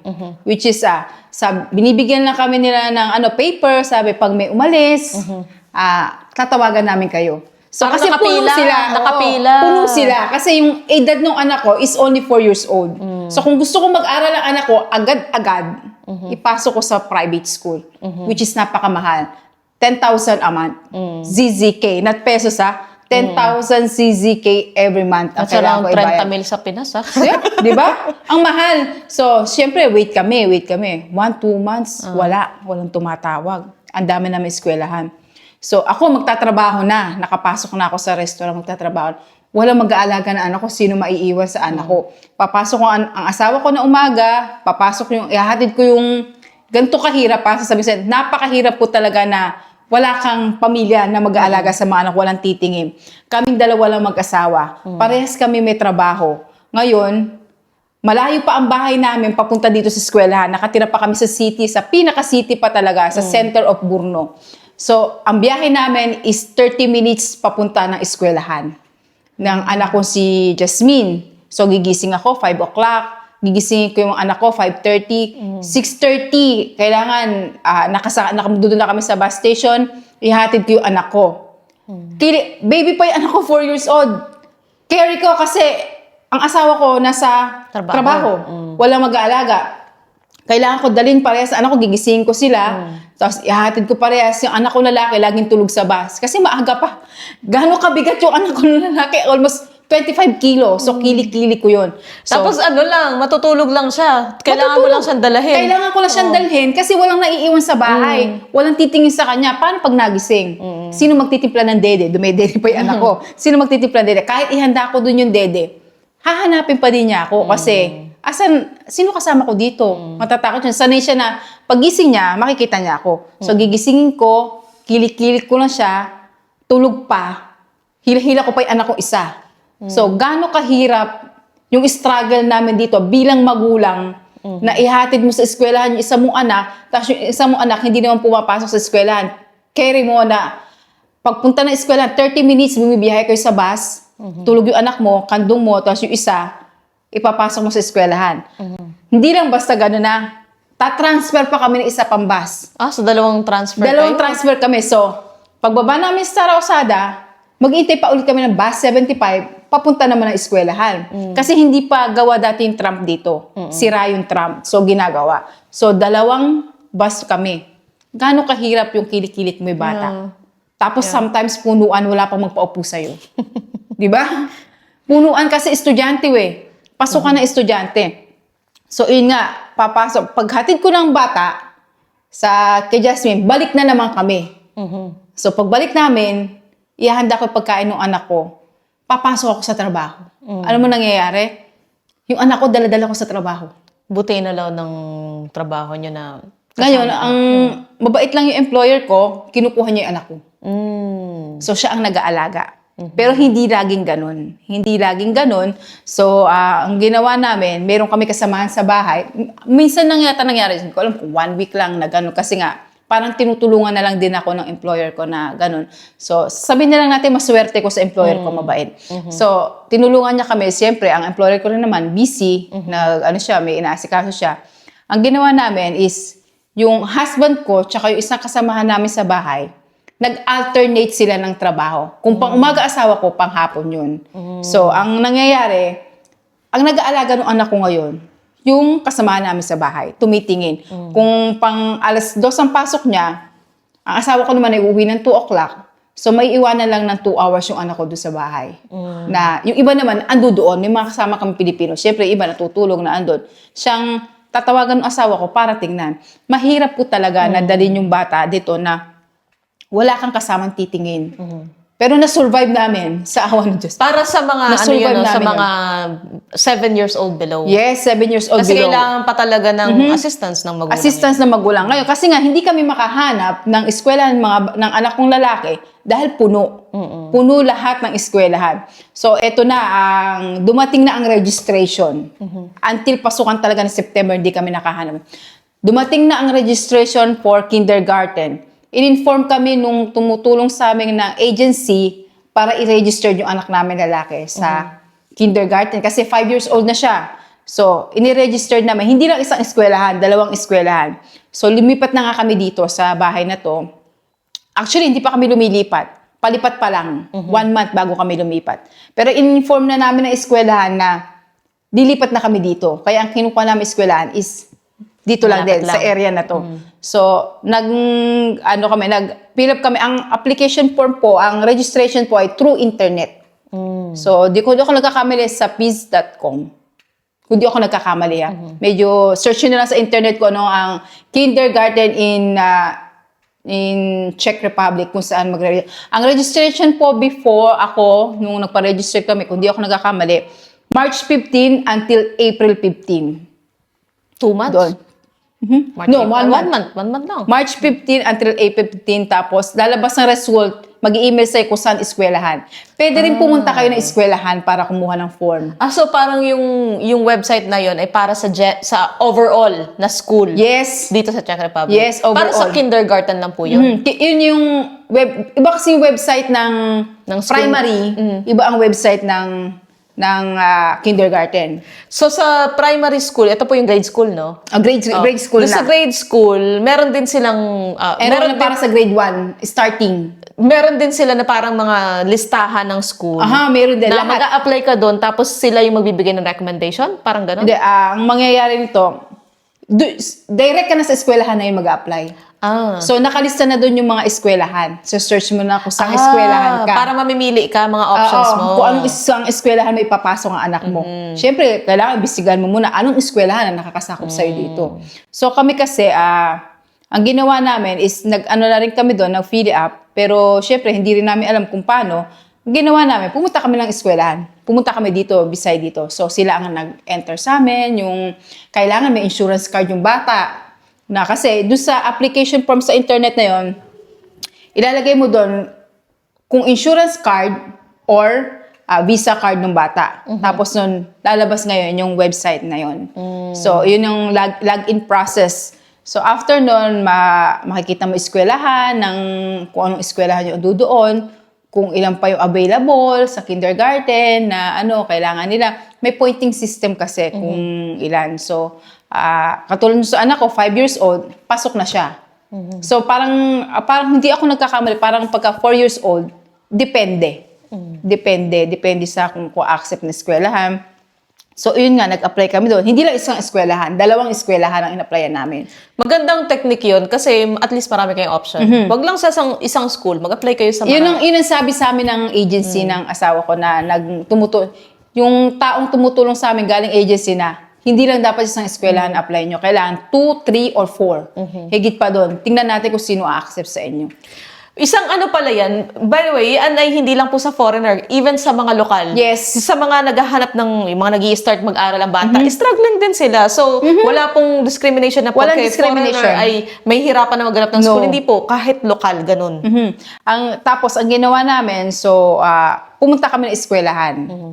Hindi ako sanay mag-check, pero siyempre, maparaan tayong Pilipino, Google Translate. Hindi naman kasi every time available yung translator namin. Google Translate, tapos in-enter nga nila dun yung ng anak ko, tapos inano nila sa application form nila, ganon.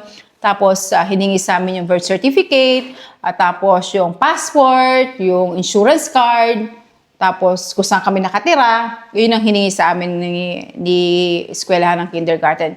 Lahat ng eskwelahan na in-applyan namin. Tapos hinihingan kami ng medical record.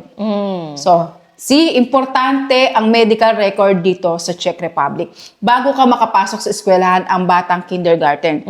So, hiningan kami ng medical record na galing sa doktor niya dito, GP niya dito. Para daw malaman nila kung ano yung dapat na precautions para sa bata. Kung may asthma ba siya, may allergy ba siya, may operation ba siya, yun ang kailangan nilang malaman. Kaya, importante dito ang medical na kailangan may GP ka bago makapasok. May GP yung anak ninyo bago makapasok dito sa eskwelahan ng mga kindergarten. Tapos, meron pa sila na hiningan pa kami ng, kung di ako nagkamali, PPP, psychology test. Pahabol na lang.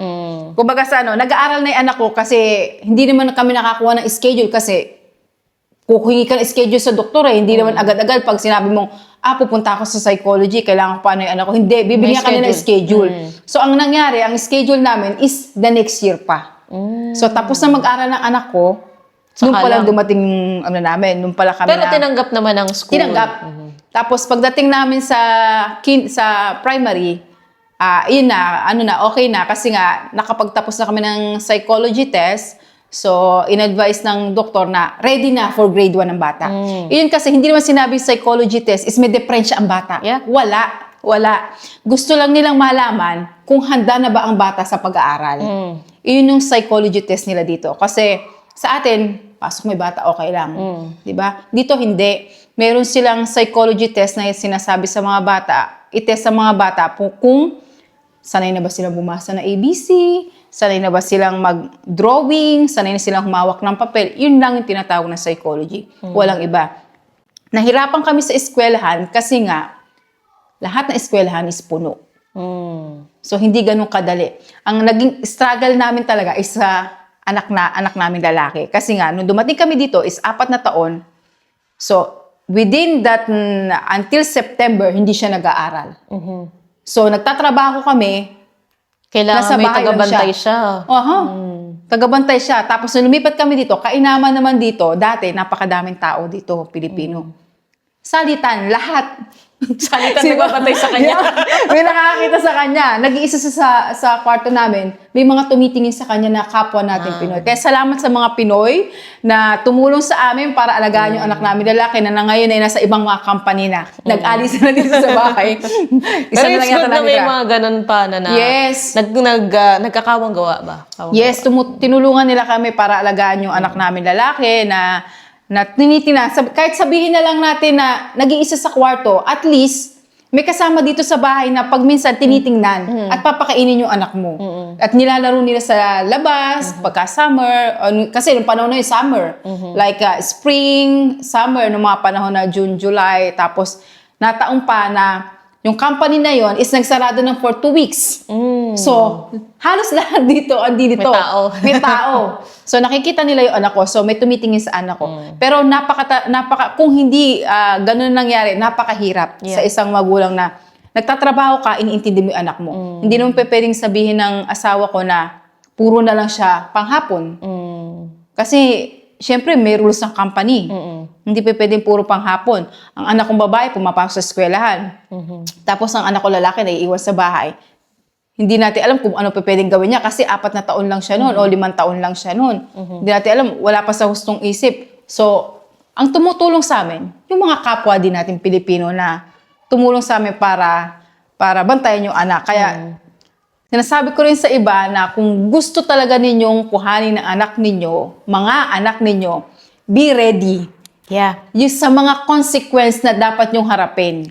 Yun yung gusto naming ma-emphasize pag nagtatanong about sa family unification. Kasi, totoo, yung proseso, mapagdadaanan mo yan. Madali. Mapaprovide ng documents, magkaka-visa ka. Tapan mo na documents eh. Tapos na. Pero pagdating dito, may mga bagay kang kailangan i-consider. Yeah. And maganda na share mo na yung sa pagbabantay. Sino magbabantay ng anak Sino mo? magbabantay? Sino yung magiging pedya? Sino yung magiging, saan mag-aaral ang anak mo? Diba? Yan yung mga bagay na kailangan alam na ninyo Yes. bago pa kayo mag-apply. Actually, may mga kumukontak din sa amin dito na may sakit ang anak ko. Wala kaming pedya. Saan ko dadalhin? Andito kami, bago lang kami dito, nilalagnat. Sabi ko, dalhin nyo sa DEXCA ni Motsnitse. Kasi, Pwedeng emergency. Emergency yan, nilalagnat ang bata. Pagka nilalagnat ang bata, emergency. So, no need na hintayin mo ang pediatrician mo na dumating kung anong araw. Dali mo sa DEXCA ni Motsnitse, at sabi mo wala ka pang pedya. At kahit na may pedya ka, dali mo pa di. Ako, pag nilalagnat ang anak ko, Sabado, Linggo, o halimbawa na, gabi, gusto kong dalhin, alas 5, syempre, sarado na ang mga dinadala ko sa DEXCA ni Motsnitse. Ano po Chine-check yun? up nila. Government hospital dito? Yes, government hospital. So I think sa mga state hospital, sa government hospital, pwede yung mga emergency cases. Emergency I-accept cases. ka nila kung ikaw ay may sakit or may karamdaman, kahit yung anak ninyo. Ang kailangan mo lang talaga ng GP is yung may consultation. Like for Yes. example, nagka-rashes ka dyan or may ano ka man. But emergency cases, pwede kang lumapit sa mga hospital. Yes. Emergency cases is may fever. Especially bata. Ahoy, baby! So ito na ang aming Yes. 4 years old na 5 years old na ngayon, no? 5 years old na. Yes, go na. What's your Beth. name? Armiel. Go na dun, anak, baby. So, ayun nga. So, yung sa nilalagnat nga ng bata, emergency yan. Lalo 3 araw lang siya nilalagnat. So, emergency yan, kailangan mo nang dalhin sa doktor ang bata. Hindi naman 24/7 available ang pediatrician mo. Ang available lang, ospital. DEXCA ni Motsnitse is specialty sila sa mga bata. Okay. So, puro bata ang nila. Alang matanda doon, puro bata lang. Yun ang mga, dito sa amin, malapit kami sa DEXCA ni Motsnitse. So, pag nilalagnat ang bata o something na may nagkaroon ng aksidente, doon namin siya dinadala. Kasi hindi naman 24/7 available ang pediatrician mo. Yeah. So yun, consideration sa pedia, sa school, ano pa po bang pwede ninyong i-add na hindi pa natin na-discuss? Siyempre, pagka dadalhin nyo dito yung anak ninyo, siguro din nyo sanay mag-English. Siyempre, paano makikipag-communicate ang bata kung hindi siya sanay mag-English? Masasabi ko lang sa mga magulang na gustong kuhanin ang kanilang mga anak dito, papunta dito sa Czech Republic, be considerate. Hindi, kung nakikita nyo sa amin, masaya kami, is ganun na kami talaga. Madami kami pinagdaanan. Yeah. Hindi basta-basta rin ang pinagdaanan namin, yung hirap namin pinagdaanan namin dito nung dumating kami dito sa bansang Czech Republic. Unang-una na yung paghahanap ng pedya, paghahanap ng eskwelahan, sino titingin sa mga anak mo. Yun yung mga karaniwan na-encounter. Yun na encounter na namin. Hindi ganun kadali. Buti na lang kami, may mga Pilipino kami kasama. Lalo na sa bahay. Di ba sa bahay, magkano ba ang sweldo mo? Karaniwan ngayon, ang bahay for family, 20,000. Yeah, mahalang bahay. Mahalang bahay. Kaya kailangan talagang magtrabaho ang asawa. Pag-isipang mabuti, bago mo kuhanin ang pamilya mo, bago mo kuhanin ang mga anak mo, may mga nag-message sa amin, 4 ang kukuhanin nila. Think twice. Think twice, okay? Ano lang to, isisingit ko lang kasi even though may access ka sa labor market, Yes. hindi pa rin ganun kadali. Hindi ganun kadali. Hindi pa rin ganun kadali na maghanap ng trabaho dito sa Czech Republic. Pero yung iba kasi, kinukuha muna nila yung asawa nila, which is very good thinking. Kinuha muna nila yung asawa nila, tapos ipinasok nila the same company na nagtatrabaho sila. Tapos nagsasalitan sila ng shift. Ngayon, nung makuha nila yung asawa nila, Saka kinuha kukuha naman anak. nila yung ano nila. Yun ang pinakamagandang technique talaga. Yun ang pinakamagandang technique. Na hindi katulad sa amin, kami Sinabay-sabay mag-asawa. kayo. Risky kami. Yeah. Risky kami. Risky yung pagkuha sa amin talaga. Kasi ang company ng husband ko is hindi nag-hire ng babae. So, mostly ang trabahador doon is Mga lalaki lalaki. talaga. So, hindi ako pwedeng ipasok nung asawa ko sa company nila. Which is, nung dumating ako dito, pinapakiusap ako kahit janitor, tagalinis na hindi talaga Ayaw talaga pwede. tanggapin. Kasi, panlalaki yung trabaho na yun, which is puro bakal. So wala talagang ibang option para magkatrabaho kayo ng asawa nyo, para magsalitan. Wala kaming option. So, the option is magtrabaho sa ibang company na merong alternate shifting or magtrabaho ko sa restaurant na bibigyan ako ng considerate para sa mga anak ko, na bibigyan ako ng konting oras, which is nakuha ko naman. So, in God's grace, nakuha ko naman ngayon na nagtatrabaho sa restaurant na nabamanage ko yung oras namin mag-asawa. So, sabi ko nga sa kanila, sa mga pamilya na gustong kuhanin, think twice. Kasi hindi ko nakikita nyo na happy family kami dito sa Czech Republic, ganun na rin mangyayari sa inyo. Hindi ganun kadali rin ang pinagdaanan. Bago namin naranasan ng ganitong pamumuhay, dumaan muna kami sa maraming struggle. Hindi ganun kadali. Masyadong, yung adjustment is matagal. Matagal ang naging adjustment din namin dito bago namin narating yung ganitong buhay na sabihin na naka-adapt na yung mga anak ko, may trabaho na ako, may trabaho yung asawa ko, kaya na namin i-handle. So, bago nyo kuhanin lalo yung mga asawa dito na lalaki na gustong kuhanin yung anak nila tsaka yung asawa nila, pag-isipan nyo mabuti. Hindi namin sinasabi na huwag nyo kuhanin. Kuhanin ninyo kung alam ninyo na kaya niyong buhayin kahit hindi magtrabaho asawa ninyo. Lalo't ang anak ninyo ay 2 Maliliit taon, pa. 3 taon. Oo. Kasi mahirap. Kasi ako naranasan ko 4 na taon ang anak ko. Which is medyo may pag-iisip na hindi katulad ng 2 Pero hindi mo pa rin taon. pwedeng iwanan. Pero hindi mo pa rin pwedeng iwanan. Hindi katulad ng 2 taon, 3 taon. Paano mo iiwanan kung walang titingin? Kasi kahit nasabihin mo na 6 to 2 ang pasok mo, 2 to 10 ang pasok ng isa, may iwanan pa rin ng 2 oras ng bata nag-iisa sa bahay. So kapag below 5 years old siguro ang anak nyo, yung hindi pa nag-aaral, magandang iset nyo na sa isip nyo na yung asawa nyo hindi makakapagtrabaho agad-agad dyan. At Iset hindi nyo. talaga, lalo na kung kung sarili nyo yung bahay, no? Yes. Nung kayo lang, iset nyo na sa isip nyo na hindi makakapagtrabaho ang asawa ninyo. Lalo na kung nagsishifting ang shifting. asawa nyo. So, wala talaga ibang choice kundi magkaroon ng kasamang bata. Unless Yes. willing kayo magbayad sa ibang tao, which is risky din kasi hindi mo alam At kung least, ano yung... at pwede kayong kumuha ng tagapag-alaga ng anak ninyo na babayaran ninyo. Yeah. So, ganun din yung magbabayad Yes, ka. magbabayad ka din. Kunyari, bet mga tumatanggap dito na private na kindergarten na nagte-take care ng mga bata para alagaan, which is hindi ko naman alam kung saan, pero meron. Actually, yung anak ko is, yung lalaki, gusto namin i-enroll sa kindergarten na may bayad. Kaso, ang mahal. So, kasya ba ang sahod ng asawa ko? Yeah. Kasya din ba yung sahod ko? Which is, nagbabayad kami ng renta. Tapos, nagpapadala pa kami sa Pilipinas para sa anak kong panganay. Sa mga hindi po nakakala, may anak pa po ako sa Pilipinas, okay? May Pero anak pa hindi po ako na- ng 20 ano na years siya, old. adult Adult na. So, nagpapadala pa ako doon, nag-aaral ng anak namin. So, sa panahon na yon, gusto sana na may pasok para kahit papano yung bata is titingin. So, hindi na nga kami kumuha dahil may napakiusapan naman kami na titingin sa anak namin. So, naging mas madali sa amin na gano'n ang mangyari. Tapos, nung lumipat kami, maraming Pilipino. Maraming Pilipino na tumitingin. So, kung kayo ay nangungupahan na sarili nyo yung bahay, think twice muna. Be clever kung paano ang gagawin nyo, lalo't bata ang mga anak ninyo. Katulad nito, kami ngayon, summer, mga anak ko, 2 sila. Walang pasok parehas. At least ngayon, yung anak ko, Medyo 10 malaki years na. old na, malaki na. Yung isa kong anak, 7 years old, alam na nila.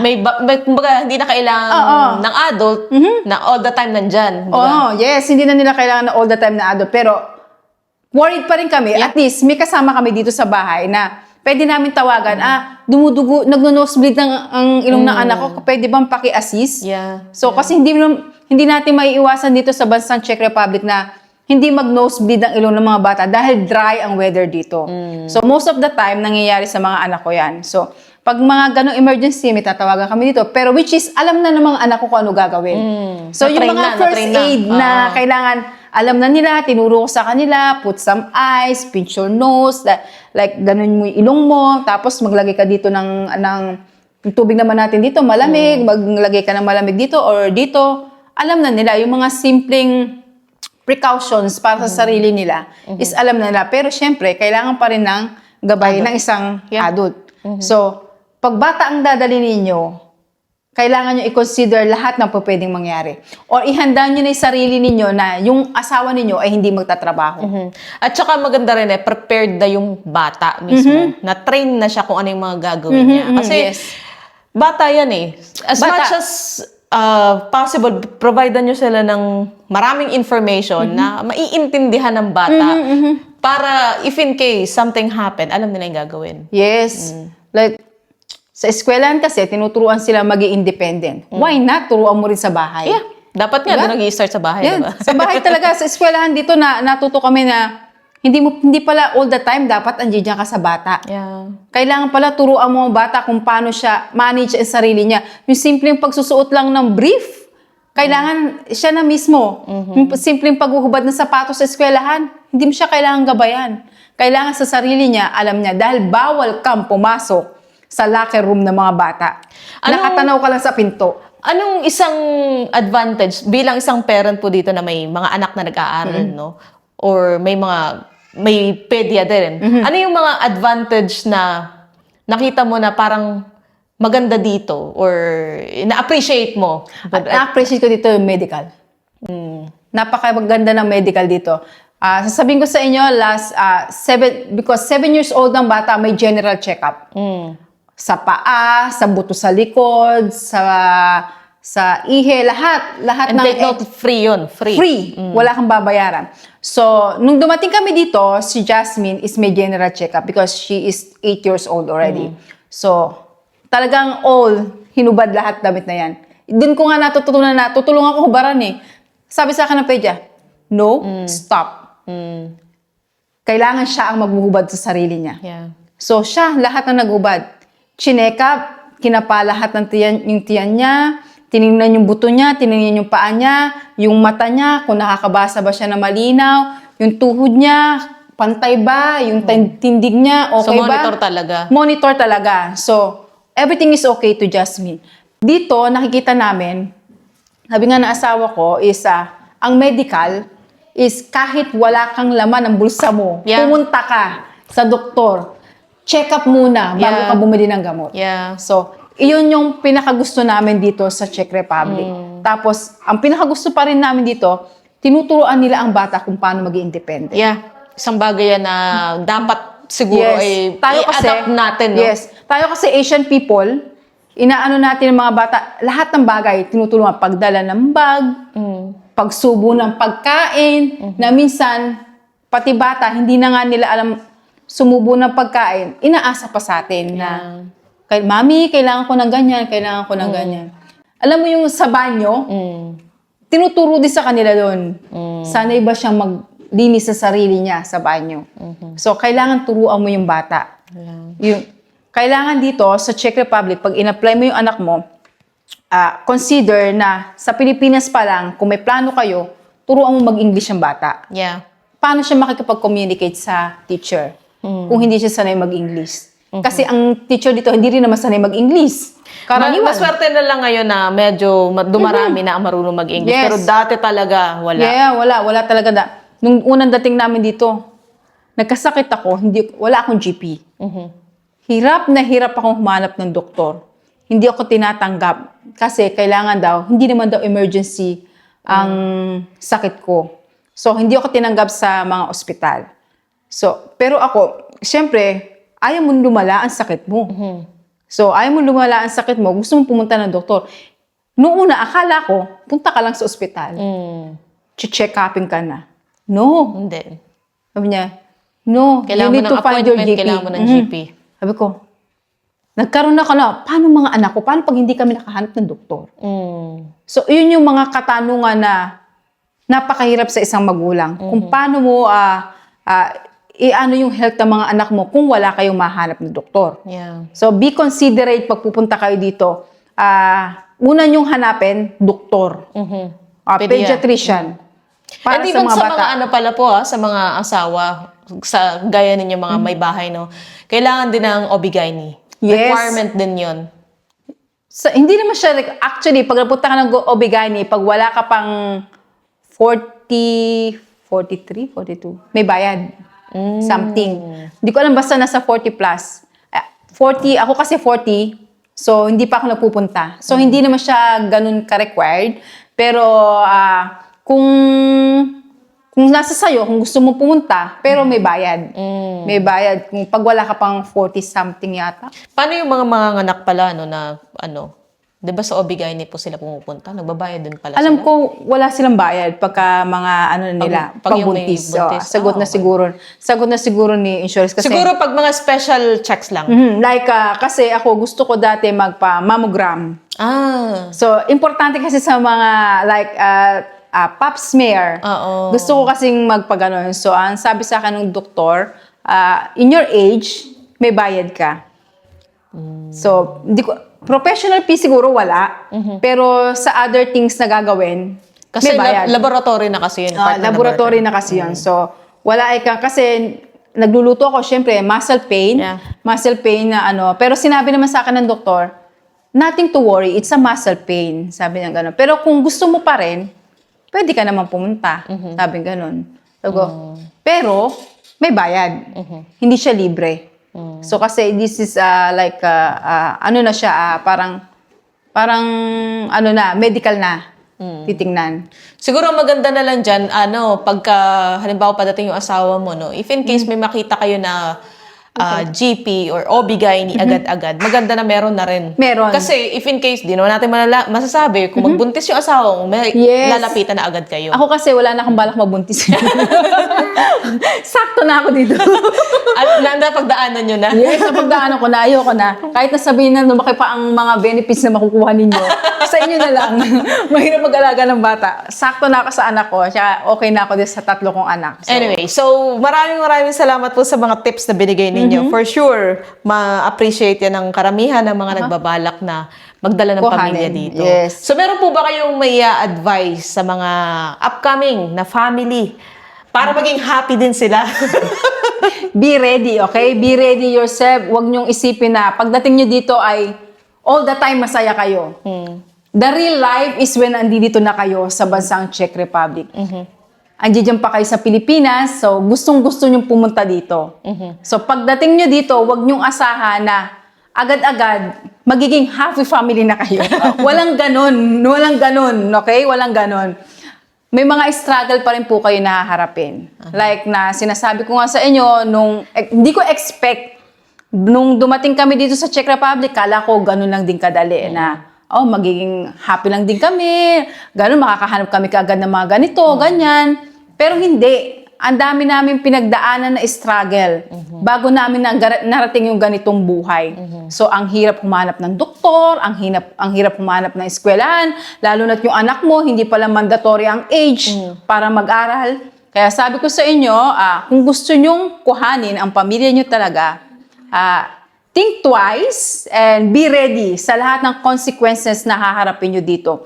Pag kinuha nyo ang pamilya nyo, asahan nyo na may mga kakaharapin din kayo ng mga problema na hindi nyo inaasahan. Sometimes, may accommodation na nga kayo, pero kailangan palang i-renovate. Kailangan nyong humanap. O kasi may mga nagpapaalis. Yes, may nagpapaalis. Or tinatapos na yung kontrata.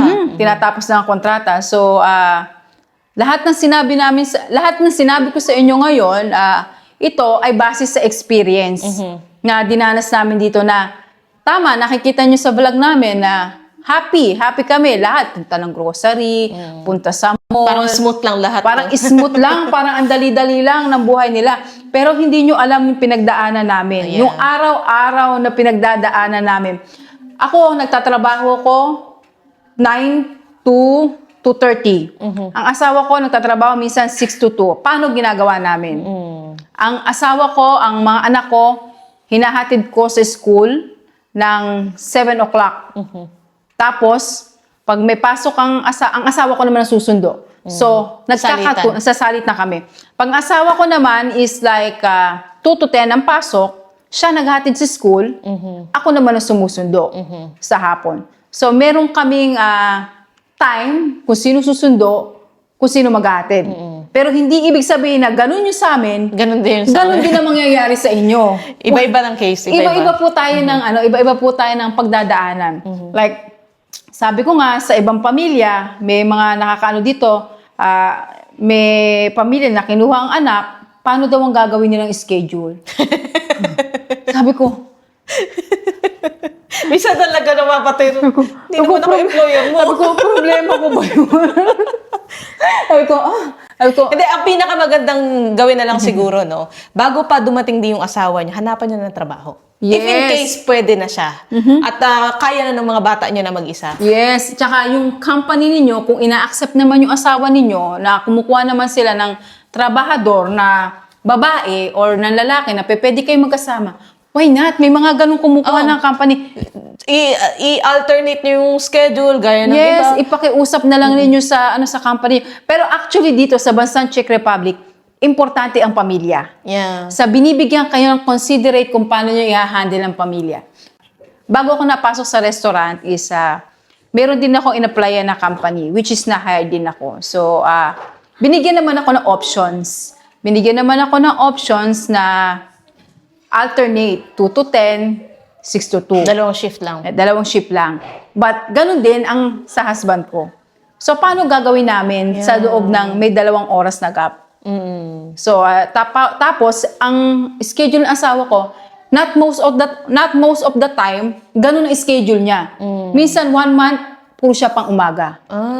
So, paano gagawin ko? So, kailangan namin mag-isip ng paraan kung paano ba. So, hindi ko in-accept. At na-accept nga ako dito sa trabaho ko na to, which is maganda naman. Kasi So, nako-consider yung yes, flexible, kumbaga. flexible yung schedule ng bata na alagaan namin at may time pa din kami as a family na magkasama-sama sa gabi or sa linggo. Katulad dito, wala kaming pasok, pero ako may pasok ng Sabado. But most of the time, ang asawa ko, walang pasok ng Sabado at Linggo. Pero since ngayon nga, hindi natin kasama ang asawa ko dahil nataon naman na may overtime. general cleaning sila. General cleaning ng company na hindi rin naman niya alam. Na sinabi lang biglaan. sa kanila nung Friday. Sabi niya, may general cleaning kami. Ako, may interview tayo. Sabi niya, sayang yun. Ngayon na nga lang nagka-overtime. Ako, okay, sige. Ano yan? Sign yan na may pangalawang session. Kasama siya. Yeah, pwede. Why not? Why not? Hindi lahat na nakikita ninyo sa social media Ay masaya. totoo Totoo. at masaya. Karaniwan doon, may nakatagong hidden gem na pinagdaanan ng isang buong pamilya bago sila nakagarating sa ganong sitwasyon. So, Yeah. be considerate. Alam ko gustong-gusto niyo pumunta dito, makasama ang inyong pamilya, pero pag-isipan niyo mabuti. Pero kung nakaya namin, alam ko makakaya Kaya-kaya ninyo, pero pag-isipan niyo pa rin mabuti, lalo kung ang anak ninyo ay maliliit pa. At marami. At marami, yeah. Hindi po libre ang insurance dito pag naka-public Yeah. insurance. Madami po nagtatanong na paano po naka-public insurance na yan? Siyempre, libre na. Sabi ko, hindi po libre ang public insurance ng isang bata. Depende po kung anong pag visa. PR. Mhm. Kung anong visa po kayo. Kami po, hindi po kami libre. So, ang visa po namin is long-term resident permit, temporarily long-term residence permit. So, ang public insurance po ng mga bata is temporarily public insurance. So, kailangan po namin magbayad ng monthly sa BCP. Magkano po? 3,024 every month. Every year po, tumataas. So, 2 bata po binabayaran ko. So, sasabihin po ninyo, hindi po ganun kadali rin ang pamumuhay dito sa bansang Czech Republic. Kaya talagang kailangan magtrabaho ng asawa. Madami po kayong binabayaran. Ang tax po dito, hindi po mababa. Madami rin po kayong kahit wala po tayong binabayaran sa eskwelahan, may binabayaran po tayo ng insurance dahil hindi naman po tayo permanent resident dito. Tsaka hindi pwede nang walang insurance. Hindi, mandatory po dito ang Mandatory insurance. talaga. So, magkano na po sa atin ng 3,000 something?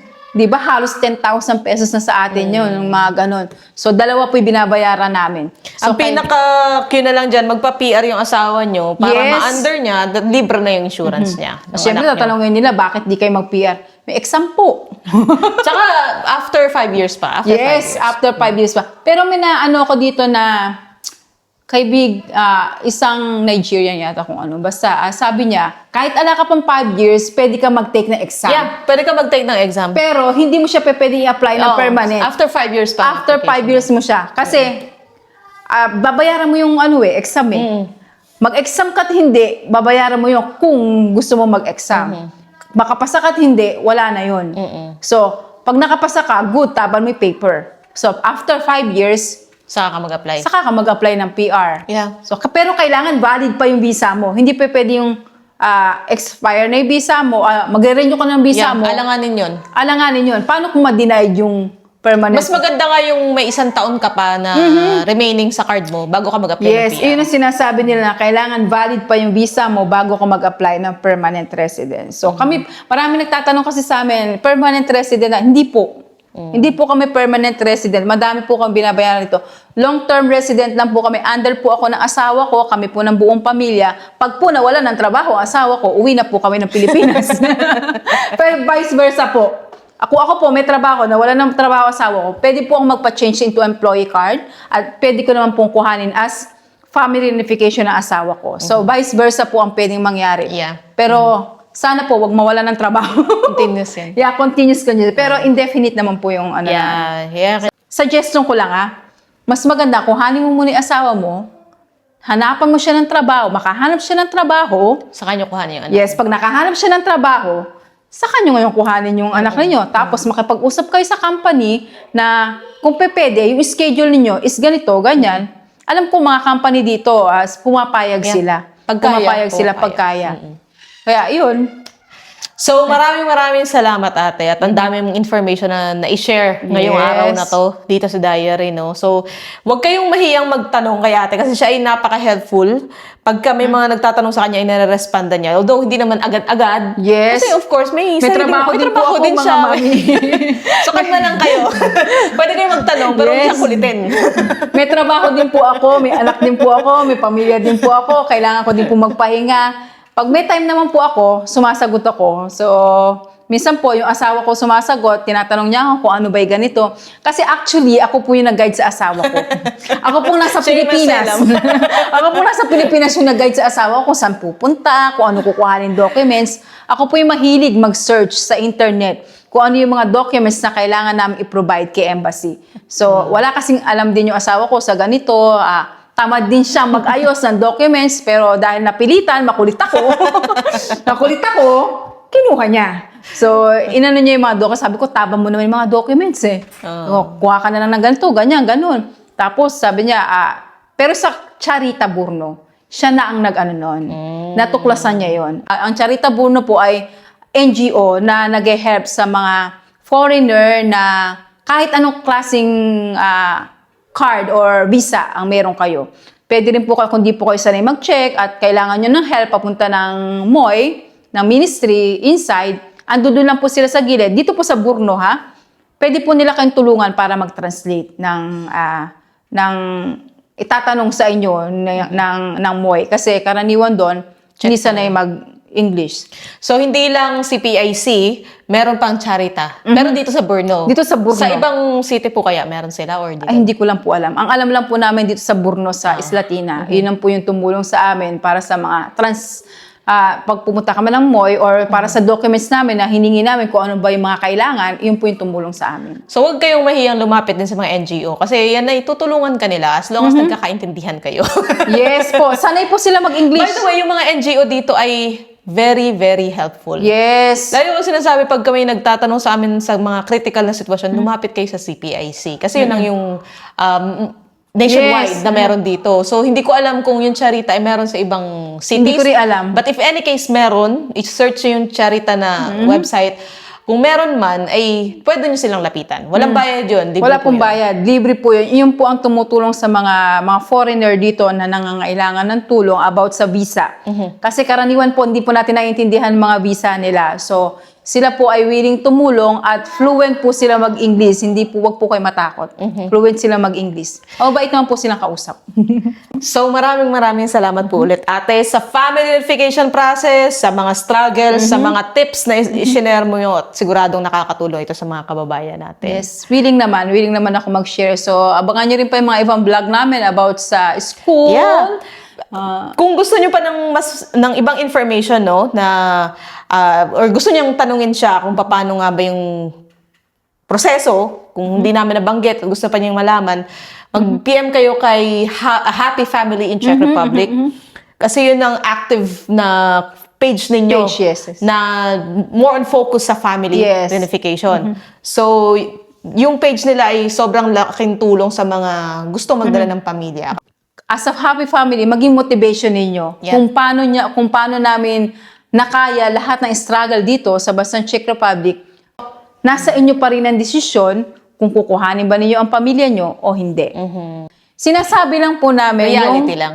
Reality. Ano yung experience namin dito sa bansang Czech Republic. So, ito na ang happy family at wala lang yung si Yes. Kuya. Pero soon. Kuya, Tatrabaho standby. kasi. Next time ulit, another... Invite nyo sila na na... Watch daw ng video natin. watch ng Vlog. video. Oo. Hintay kaya. Pozváme vás, aby vy jste podívali na naše video. So, maraming salamat. Di Kuya Vam. A happy family Czech Republic. For sure, marami kayong na-inspire na mga pamilya sa Pilipinas. Yes. So maraming salamat sa panonood ninyo at pag-antabay sa Happy Family in Czech Yes. Republic. At hanggang sa muli, dito lang si Dai Revan OFW kung saan ito ang kwento nyo. Thank you!